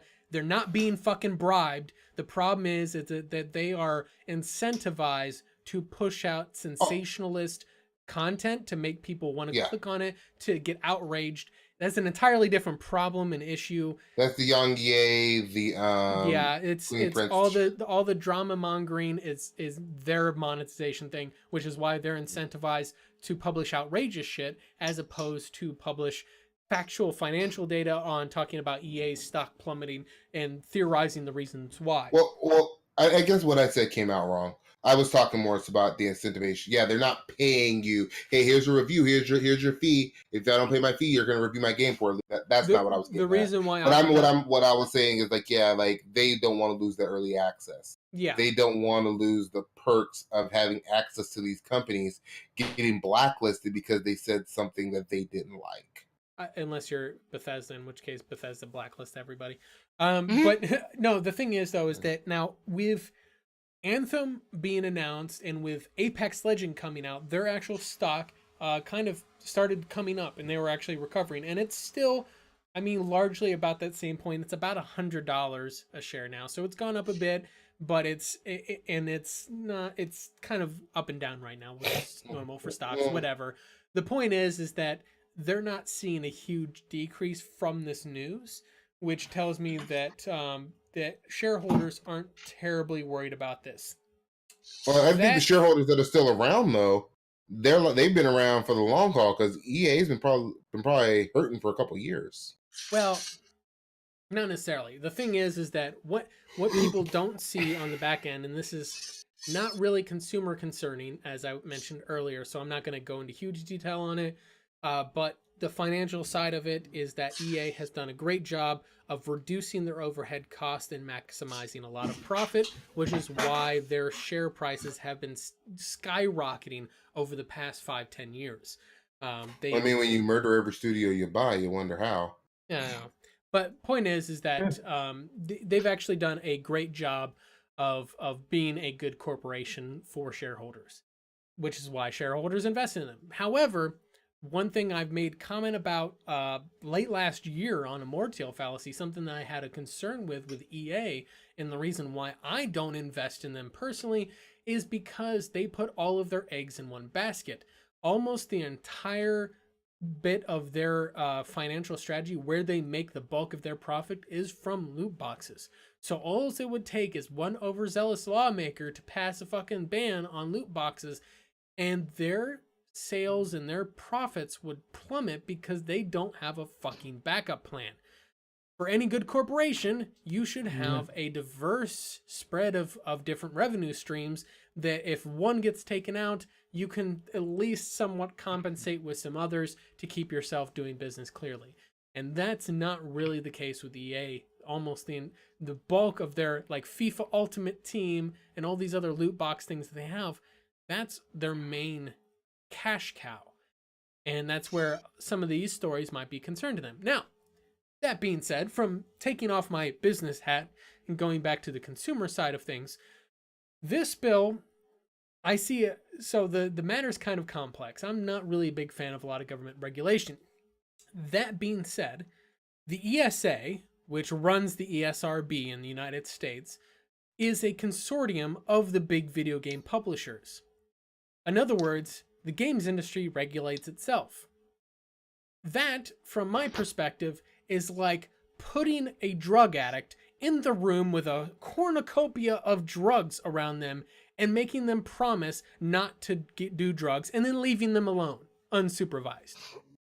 That's essentially the system that we have set up. And we wonder why those big publishers are greedy as fuck and are manipulating consumers and exploiting consumers in all of these ways. Well, no fucking wonder. We left the drug addict in the room with the drugs unsupervised.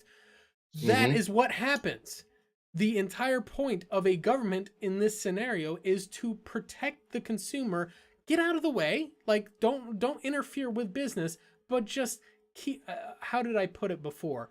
That don't try to take power from anybody. Don't try to give power to anybody. Just prevent those with power from abusing those without. But the problem is that this goes into a bigger political structure of how can you get money out of politics? How can you get rid of lobbyists? Because as long as we have money in politics, these companies are going to buy off these companies. They're going to buy off these people. They're going to lobby to get these bills and these laws put in place that only benefits their pockets. And the problem is that there's nothing you can do about it. Example, Washington State. We all know I'm from the Seattle area. My wife was telling me about this levy that they put out specifically for my kids' school district to help the kids so they can get a little more money in school. So I'm in the inner city. And when the superintendent of schools, what they decided to do, instead of giving this entire amount of money to the schools and to the kids for the teachers, because they were actually doing it to increase teacher wages and give them more supplies for the classrooms, they started helping, and it was specifically for my city. They put it in other cities who they felt were more needing of it. Yep. They pocketed some of it and then said, well, we don't really want to give you all of it. We don't feel like you really need all of it. You can have this much. But the bill was to give all that money to the teachers into the school for supplies. And because money's involved and because nobody's regulating superintendent, we just kind of have to deal with it. Money makes everything evil. It is what it is. We had that same problem here where I live, and it's coming to a head pretty much because they want to put another levy on the ballot this year. Let's not devolve into talking about school levy politics. Yes, that is a good example of that where that shit goes wrong as well. But in this particular instance, it's my thing. My major thing is I'm a big fan of. I'm kind of a small government person, so I don't really want a whole lot of regulation on here. However, all that I ask for is some fucking transparency, and that's really all I've ever wanted from loot boxes. I don't care if you put loot boxes in your game. Admit that they're fucking gambling, put a label on that, and then be done with it. Right, and I'm kind of with you there too. Like I'm less concerned about transparency and more concerned about accountability. Yeah, well, the reason why I say transparency is because I'm all about the consumer being informed, and that's one of the things that I rail against is whenever you try to fucking mince words or whatever to try to say that loot boxes aren't fucking gambling. They are gambling. Period. Yeah. And Accountability only goes so far, though. If you spend something of value for a random chance to get something else of value, that is gambling. Period. It's a slot machine. Hell, the loot box mechanics look like a fucking slot machine. In some games, like was it Need for Speed? What was the one that came out in late 2017? Need for Speed something. I don't remember. I can't remember. But literally, it came out the same time as Battlefront 2. Everybody jumped on hating Battlefront 2. No one talked about the Need for Speed game that was exactly the fucking same. Point is that the reason why the ESA and all of the big game publishers are so hard against like railing against, and I think we've talked about this before, but they're so hard against calling loot boxes gambling is because the ESA's own rules state that an ESR, like a game that has gambling in it, the ESRB rating must be AO, adults only, which comes with some severe limitations. Namely, you can't sell it in a lot of places. You can't put it on a store shelf. It has to be in a cordoned off section as if it's pornography, right? You can't just put porn on a Walmart store shelf. It would have to be in its own private adults only section. Find porn on Walmart. Yeah, right. That's why I can't find porn. Right. I guess that's why my Playboy magazines have to be bought online. Yeah, but no, the thing you used to be able to get them at 7-Eleven.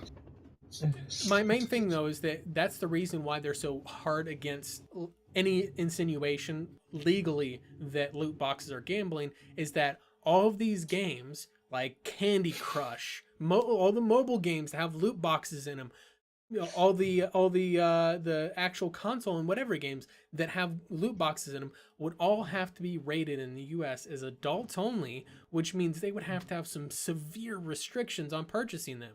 And it's just like, for example, with movies, right? If you have a G-rated movie in the United States, it has a huge audience. You get a PG-13 rating, which is usually the optimal rating that most movies try to go at. It has about 80% of the movie-going audience, which is usually the biggest earner. Then you get R-rated. R-rated shrinks that down to like, I think it's 40% of the market, which by the way is why the movie Deadpool, making so much money as it did, was considered to be such an amazing feat, is because R-rated movies usually don't make nearly as much as PG-13 movies. And then if you have an NC-17 rated movie, which is the highest rating you can get, you have 5% of the movie going audience with that. Which is why I didn't even know there was a rating above R. There is. It's NC-17. It's porn. Yeah, that's usually like between movie theaters. Well, here's the difference between NC-17 and R is R, as a legal guardian of a child, you can bring it into an R-rated movie. NC-17, you can't. That's the major restriction between the two. They're both 17 years or older. But NC-17 is absolutely no one under the age of 17. Stands, like R stands for restricted, no unaccompanied minors, whereas NC-17 means no children under 17. Yeah, specifically. straight out. But yeah, it's the difference between me taking my children to a movie and not. the most famous movie that was NC-17 that I can remember was Showgirls. That Was Showgirls NC-17? Yeah. Yes. It wasn't even really a good movie and all that. But the thing is that there are actually porn theaters out there that they show those movies. Huh? I didn't know they still have those. Yeah, they still have them in some places. They're usually very small and very nondescript, but they still have porn theaters. The point is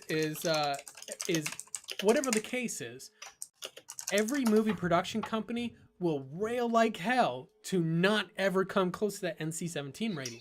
Now imagine if you had a movie that depicted gambling in any sort, had to be listed as NC-17. Imagine that for a moment. How much backlash that would get. For example, a movie like, what was that, The Score or whatever? Not The Score. It was the one with where the kids, the MIT kids, gamed the blackjack tables, right? Imagine that had to be rated NC-17 because it depicted gambling. That's what the equivalent you're looking at in video games. And so we can have gambling, we can have murder and shit in a movie, but we can't have people playing blackjack. Yeah, well, I mean, the thing is that that's another. I mean, it's not that I'm not gambling. I'm just saying that's the way that a games company looks at this restriction. Essentially, is that if you rate it as AO, it's so fucking restrictive, it's insane. Whereas if it's, I don't think you can even sell them on Steam.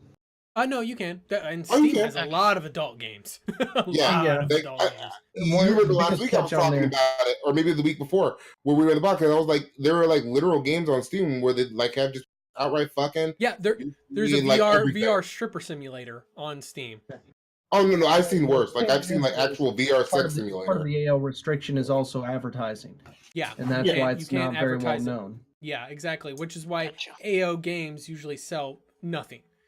Well, shout out to Indie Gala, because I was on Indie Gala a couple weekends ago, and I was on there with my son, and they had their porn games just out front and center next to the Lego games. Oh, I was pissed. I cursed them out in a tweet. I cursed them right out in a tweet. I'm not going back to that site. Yeah. I couldn't believe that shit. And then they didn't even respond. To Kit Falbo in the chat that said, the difference is that movies, I'll insert that in there, movies doesn't feature video games don't feature gambling.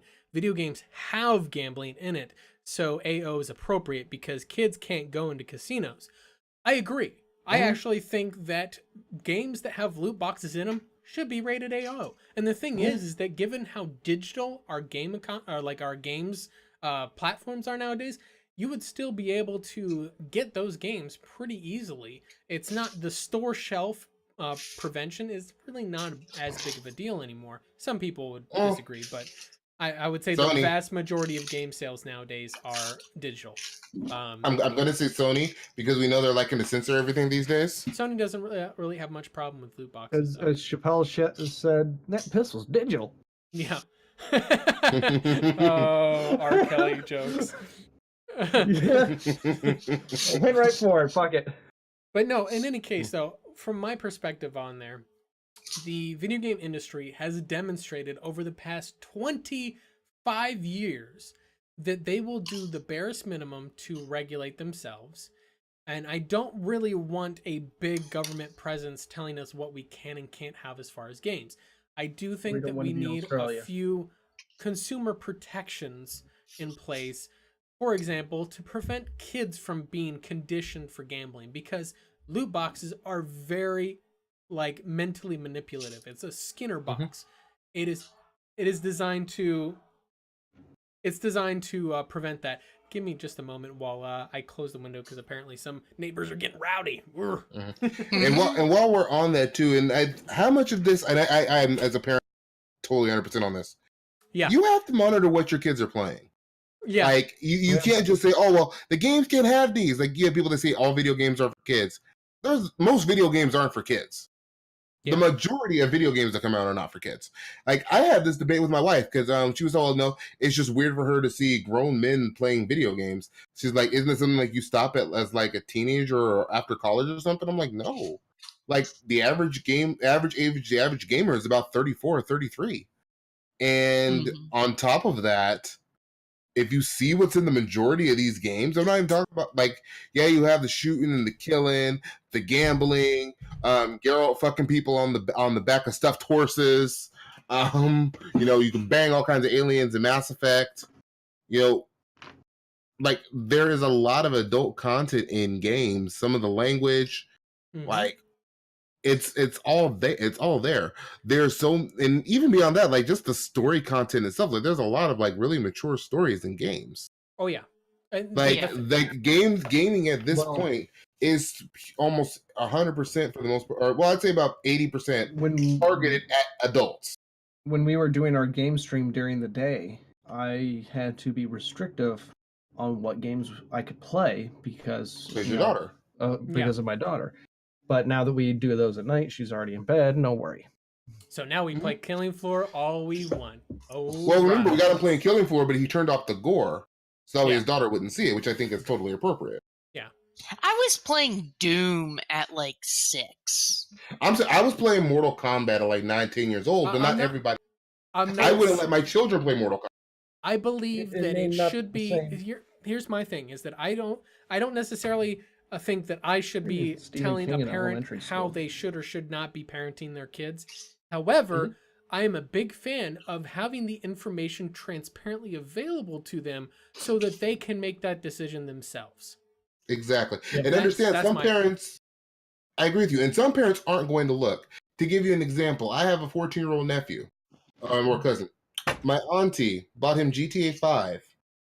He was like 8 years old. Oh. And I'm like, you know, they go into titty bars and they get lap dances and all this shit. They're murdering people. They're fucking. You're banging hookers and all this shit.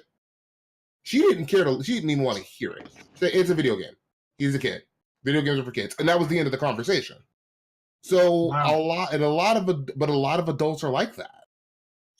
You know. So for me, like I actually showed her like what I was doing and like what I could like you could do in the game. And that's when it kind of clicked to her. Because she saw me playing. She's like, "What are you playing? Grand Theft Auto, the same shit you let your son play?"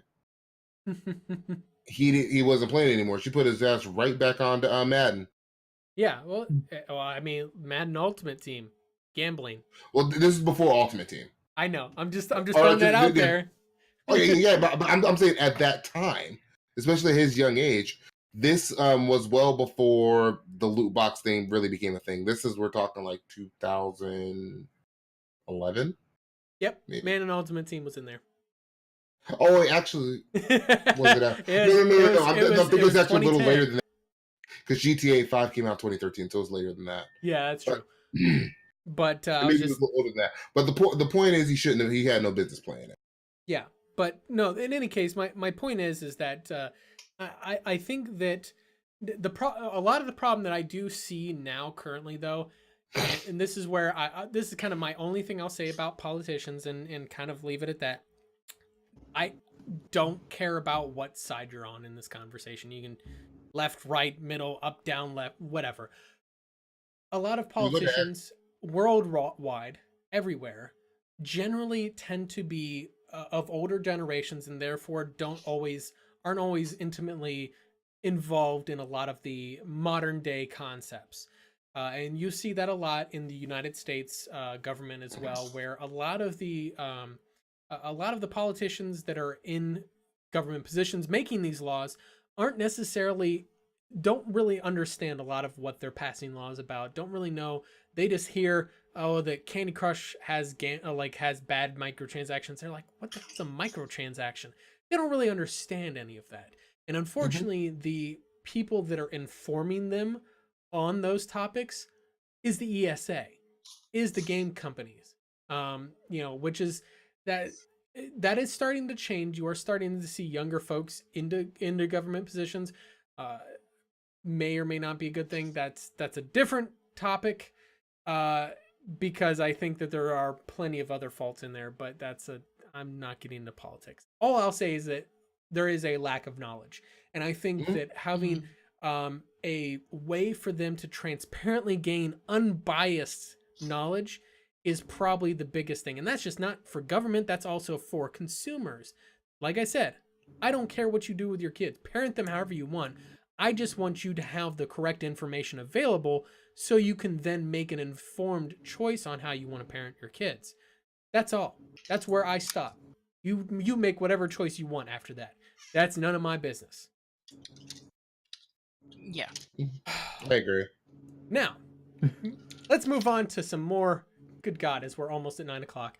We'll try to comb through this guy as quick as possible on here. The last story going into more governmental stuff, but this one is a little bit easier because this is definitely more consumer advocacy types topics.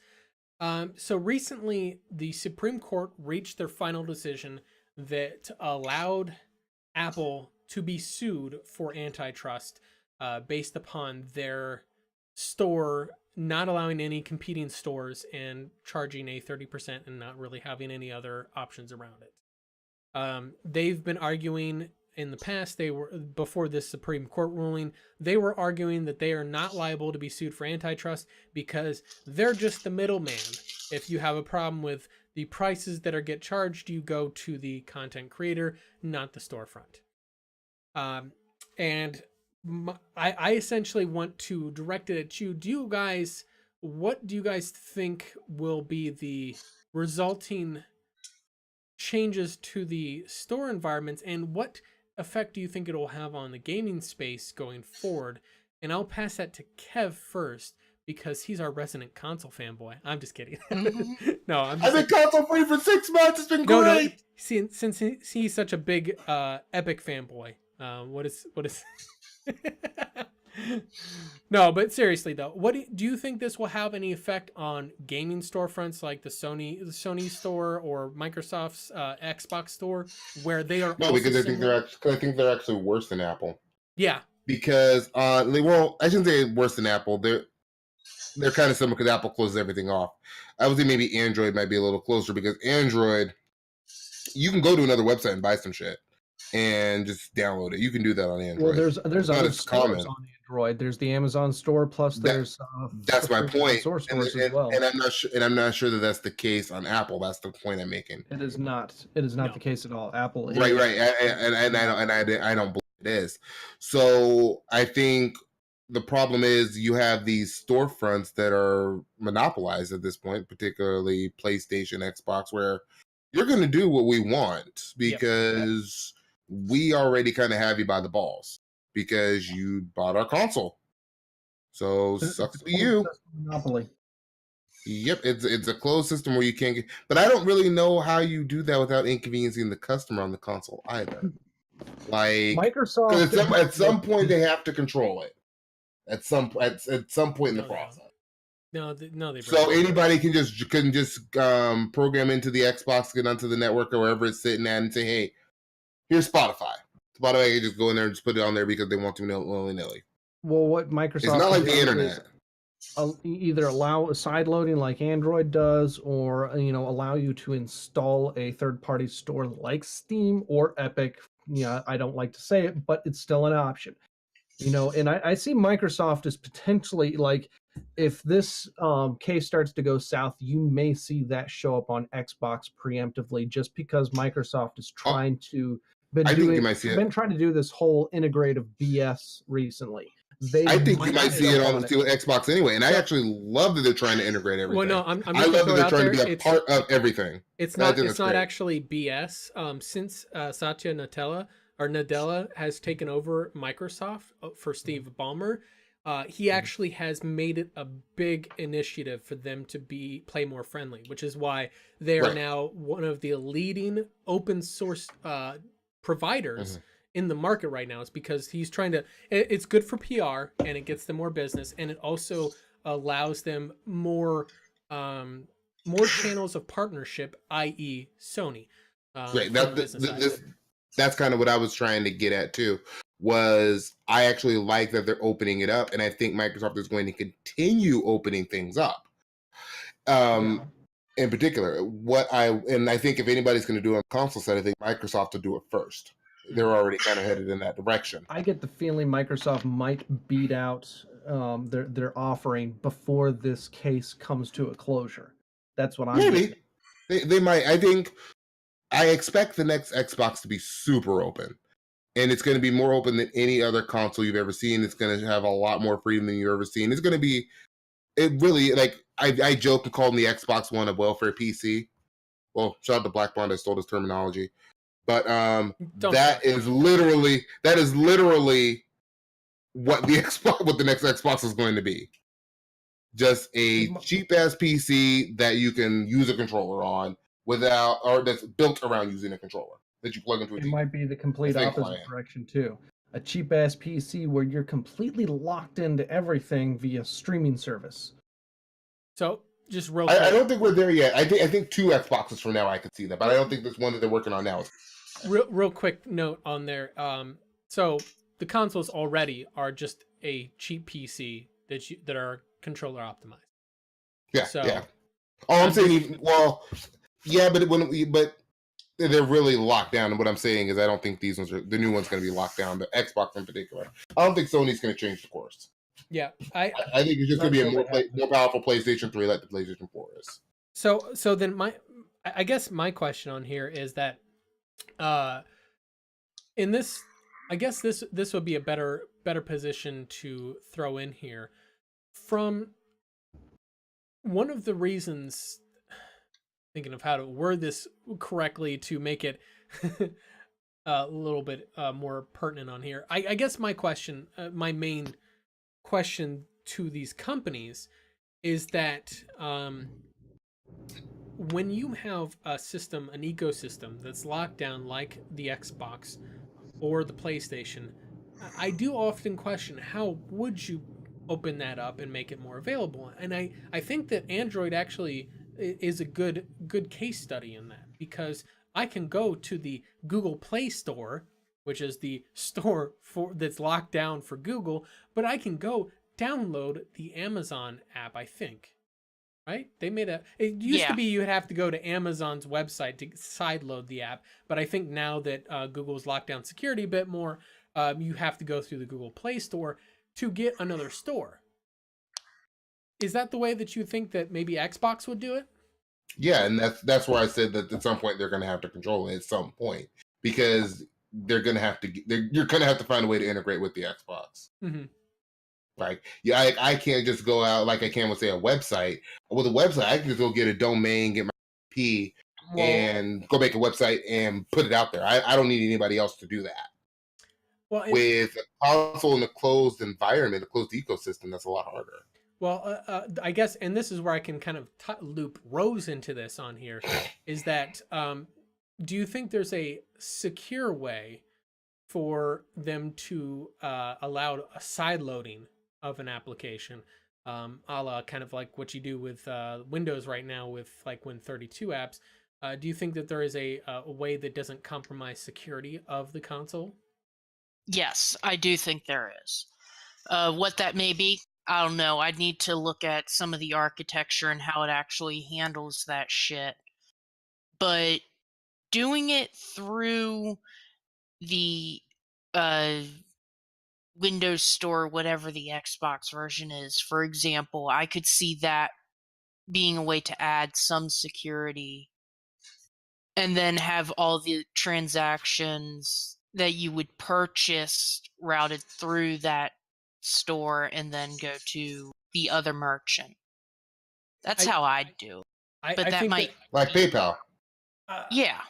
Well, the problem I have with that from a security standpoint is, right, part of PCI compliance, right, which is, for anybody not aware, PCI is the standard that companies abide by. It's not a requirement or a regulation requirement or anything like that. It's a handshake agreement that companies have of security standards that they abide by to keep your credit card transactions secure. And it's a company-wide system. Like, for example, if someone has a password for their website, it has to be hash and salted. If that you have credit card details like their expiration date and their CCID, that can only be stored temporarily while the transaction is being authorized, and then it has to be immediately destroyed. all data that is stored for customer transaction data has to be encrypted. Things like this. There's a bunch of them. It covers a lot of areas of your business. Unless you're Facebook. Yeah, well, that's not. Yeah, anyway, the point is that things like PCI requirements, having a transaction, like let's say I had the Amazon game store loaded onto the Xbox that I downloaded through the Xbox game store on my Xbox, right? I make a purchase for a game through Amazon and then have that transaction processed through the Xbox store. That would then be two companies touching my purchase, which I'm a little I like on Android's that. way better. It's the in-app purchases. Yeah. Which In-app does not go purchases. through Google. I Yeah. mean, it can, but it can or cannot, depending on It how depends. the developer wants to set it up. Yeah, I've seen nowadays you do actually have better integration. Usually in-app purchases now are handled whenever they're their own game. Usually now they do route through Google Play in order to make the purchase. However, if I buy something through the Amazon game store, it actually routes me directly through Amazon, and then I purchase with Amazon. That's its own encrypted transaction with Amazon exclusively. It does not route through Google Play. Which I think, yes, that you might say that's, I personally, I don't see a scenario where that's not good for the consumer, because that's less people touching your shit. See, what I was thinking is more of that the credit card is processed at like Xbox, and then it doesn't forward that credit card information to, say, Amazon. It just says, hey, here's the money. Yeah, and but it's then, like Well, I mean, something that's kind of how they do very things on similar- consoles anyway. So, I mean, I can see that working. well, no, the thing is, the difference but is something that, similar to PayPal. but then what you're going to get is that you're going to get a similar situation to what we have now on the consoles, where essentially it doesn't matter. Microsoft is still taking a chunk out of the purchase price. So if I want to get a third-party store and buy something from them, they're having to pay their due to Xbox, and I think that that's the wrong approach, because no matter what, if the credit card's being processed by Microsoft, even if I'm buying it from Amazon or from Epic or from Valve or whatever, having that extra overhead, Microsoft is not just going to front that. They're going to charge a 15% premium for the, or maybe up to a 10% premium for the overhead on processing that transaction. And then as a result, either that company will have to up their prices by 10%, or they'll just take a loss in profit, and then that will make them less incentivized to operate that store with equal veracity to PC. If I want to buy a game on GOG, for example, that's not going through Microsoft. Microsoft isn't taking a cut of the GOG purchase. GOG is taking all of that, and then they divvy that up between them and the game publisher. Right. But that might be looking at a little off though, because GOG is still a platform holder in that respect, where they're holding the platform for their store. Yeah. And they're still taking a cut of that game sale. So that's no different than Xbox taking, say, I chose to, I don't know, buy something on the Amazon app on an Xbox. If they were in Microsoft processed it. If I go and I buy these socks on Amazon through my Xbox, and Microsoft takes a 30% cut of that Amazon purchase. Yeah. How's that any different? What I'm saying is, well, that's the third hand in the cookie jar. That's what I'm saying is, you're having someone take a cut of the cut, right? What I'm saying is that it's the YouTube fuckery. Yeah, essentially. I'll keep it with GOG. I'll keep it with GOG. I have an Xbox. I go to the Xbox game store and I download the GOG app, and then I can buy a game on my Xbox through GOG. I do not believe that purchase should then go through Microsoft for Microsoft to take a cut off of a game I'm buying from GOG. I think that purchase should go to GOG. GOG can then divvy up their cut and give whatever to their publisher, do whatever they want. Or say I want to do the Epic Store for some suicidal reason. I want to go through the Epic Store and they want to divvy up their cut with the publisher, etc. My point is that I don't think that Microsoft should be involved in that transaction. I think it should be me and that store directly to their systems, and they do their shit. A random thought what here Microsoft too. should do in this case is take a note from Android, not go as loose as them. What Android, because you can still completely sideload the apps on Android, no root required or anything. You just check a box, you go into settings, check a box, and you're good to go. In fact, if you download another store, you have to allow that store to be able to install other apps after you try to use it. So what Microsoft can do is allow them to download the apps hosted through their store for security purposes, make sure the code is all meshed and all that stuff. And also it gives them a veto power. And in case the say GOG or whatever. Well, you sounded like Sweeney Derp. Yeah, Sweeney Derp. Veto power. What I mean by veto power is not anyone can create a store and just throw trash on there and run it like shit or whatever. I don't mean like shit, but I mean run it like a slumlord. So Valve. Yeah, whatever. But the thing is they only allow, instead of allowing the side loads, they lock that out. They just allow it to go through their store, but otherwise it's a self-contained app and allows in-app purchases that do not go through Microsoft unless, say, that store takes Microsoft credits or something similar, much like Android Google Play credits or however that works, as a form of a payment, but it still goes through the in-app purchase. I think there's an easy way around this system, essentially, is to allow a certain sort of containerization, a virtualization of the application. So say I download I'll use GOG because it's a little bit more of a better use case than saying Amazon, because Amazon might confuse people and they might think of, like Kev said, buying socks when I'm talking about buying video games. But say I download the GOG app through the Xbox Game Store on the Xbox console, right? Then the operating system containerizes the GOG infrastructure, so to speak, in its own isolated sandbox, so it can't necessarily talk to freely amongst the Xbox system, except through specific API channels, right, or federated channels, which, without too much techno speak on there, a lot of systems, for example, on Steam, when you game works on Steam, it can only talk to apps that are specifically linked to that app. Exactly. Like, for example, Steam Friends or Steam, like Steam Works, Steam, or what's the word I'm talking about? Steam Workshop. That's it. Yeah. Steam Workshop. Like, it can talk to those specific channels, but otherwise it's completely containerized and isolated from the rest of that system. So you're side-loading an application, and that's a way to mitigate the security concerns of an app being side-loaded. Because that's a lot of the concern whenever you have, like, I download a store, and then that store can download whatever app it's at once. Well, how do I know that those apps are good and not like viruses and shit? Sidebar kind of question. What's to say, we're siphoning this whole situation up right now? What's to say that consumers even want this? Like, they have to go through this extra step, an extra process, an extra to give them a choice. Exactly what Xaiphen said. But that's not what I'm getting at. Let me finish.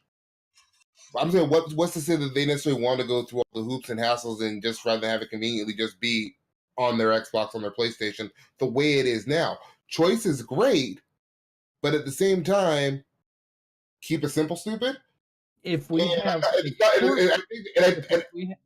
think this technically can confuse some people. I'm not saying it's a bad idea. I love the idea, but I'm worried about the end user. Yeah. The problem is when it comes to any form of security, there's this fine line between too simple and too complex.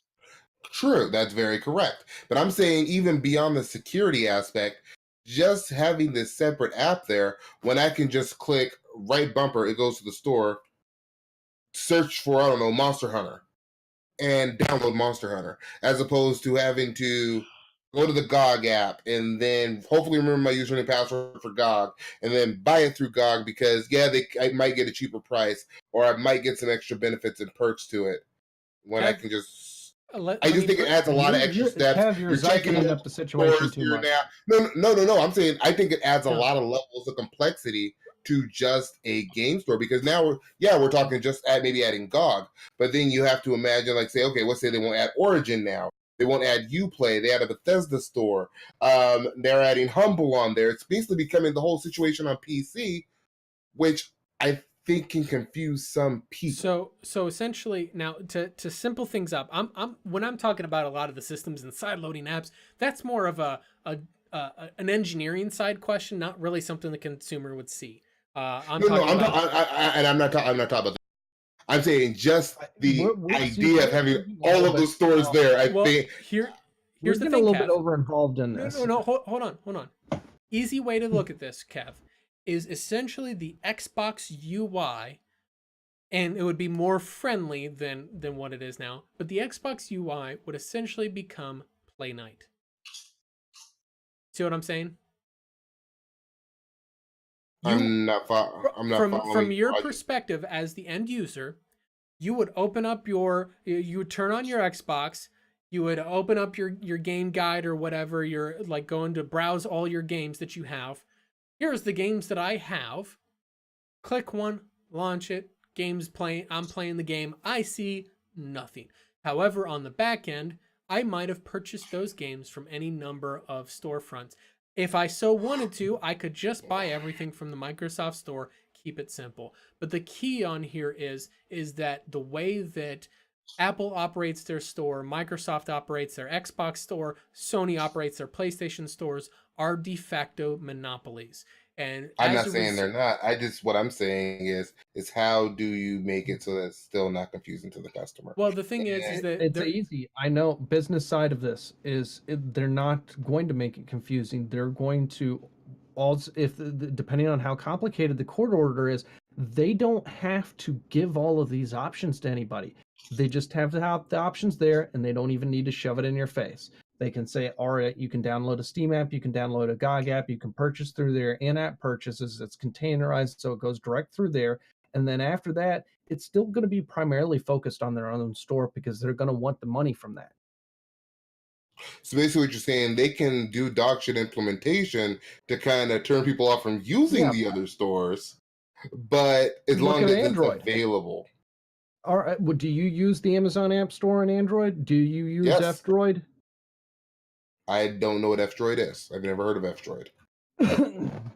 So maybe there's one big store offering they have in there. And also, once you go to an app that you already have on your phone, do you have to go through the Amazon App Store specifically to use that app, or the Google Play Store? No, you just open it up and it's all there.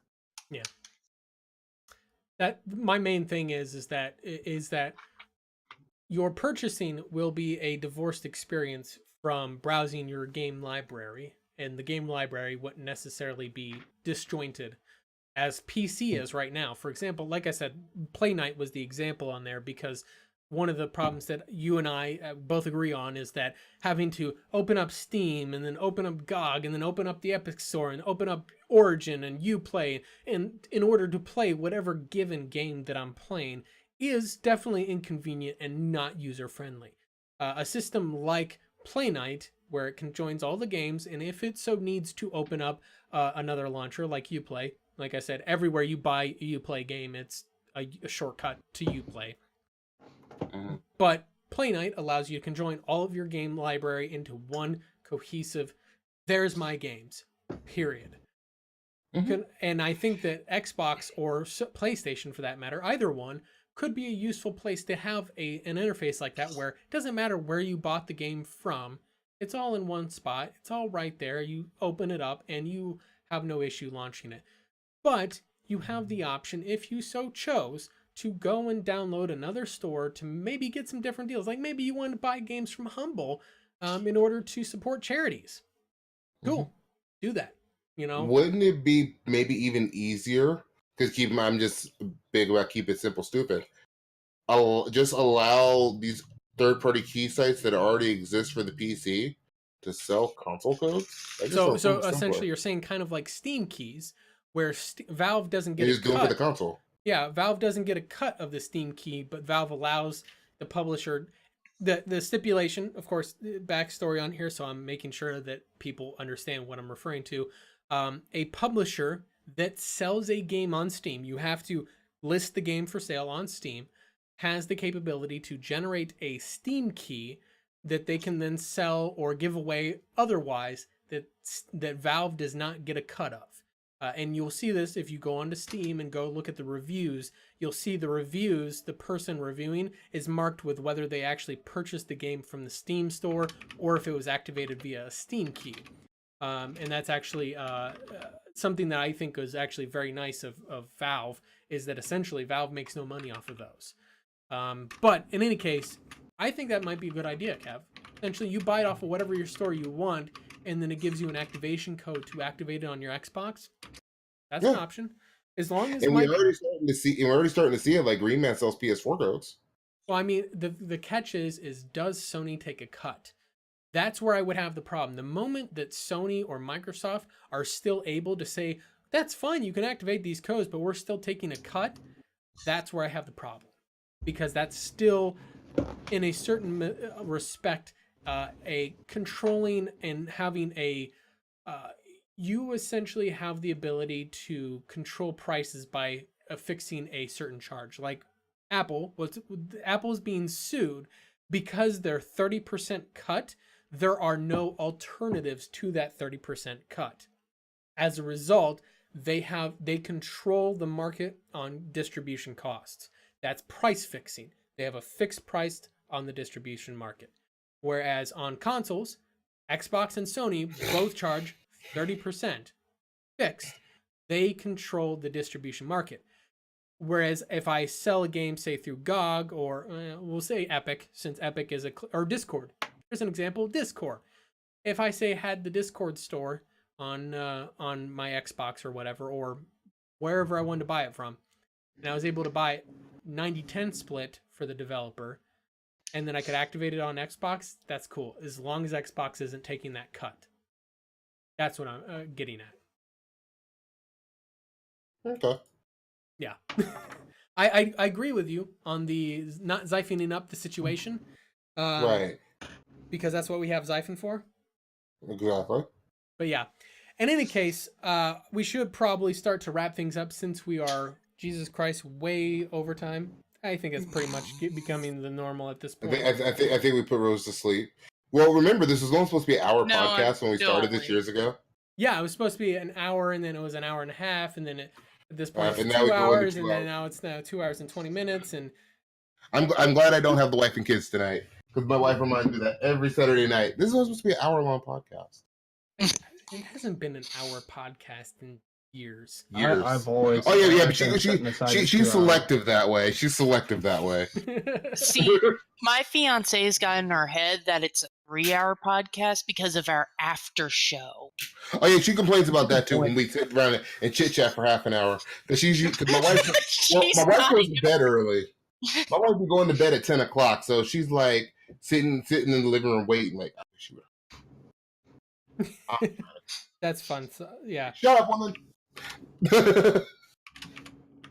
Yeah. She beats me for it later. So, final thoughts, Xaiphen. Why don't you give us your final thoughts? Final thoughts. We need to get better at controlling time. We are not true time masters yet. Let's just blame it on Mort. He said he was on caffeine. I have no interest in controlling time or having time machines. I'm a black man in America. If I have a time machine, I might accidentally go too far back in the past. That will not end well for me. Guess what? You Xaiphened it all up. You leaked the after show. Now they want more. They always want more. Fuck. And I didn't leak the after show. That was Rose. There is no after show. That's a lie. That's a lie. There is no after show. There's an after party though, and we got it all. We got alcohol, we got food, we got women, we got it all. Stop it! I'm gonna mute you. I will mute you. There's Mr. Sue. Lootbox. My final thoughts is this show. Kev has done a lot more siphoning up than Xaiphen has. Yeah. Rose, what are your final thoughts? Nothing really. I think we've covered everything that I could say. Haven't covered everything Kev could say though. He always has more to Spencer.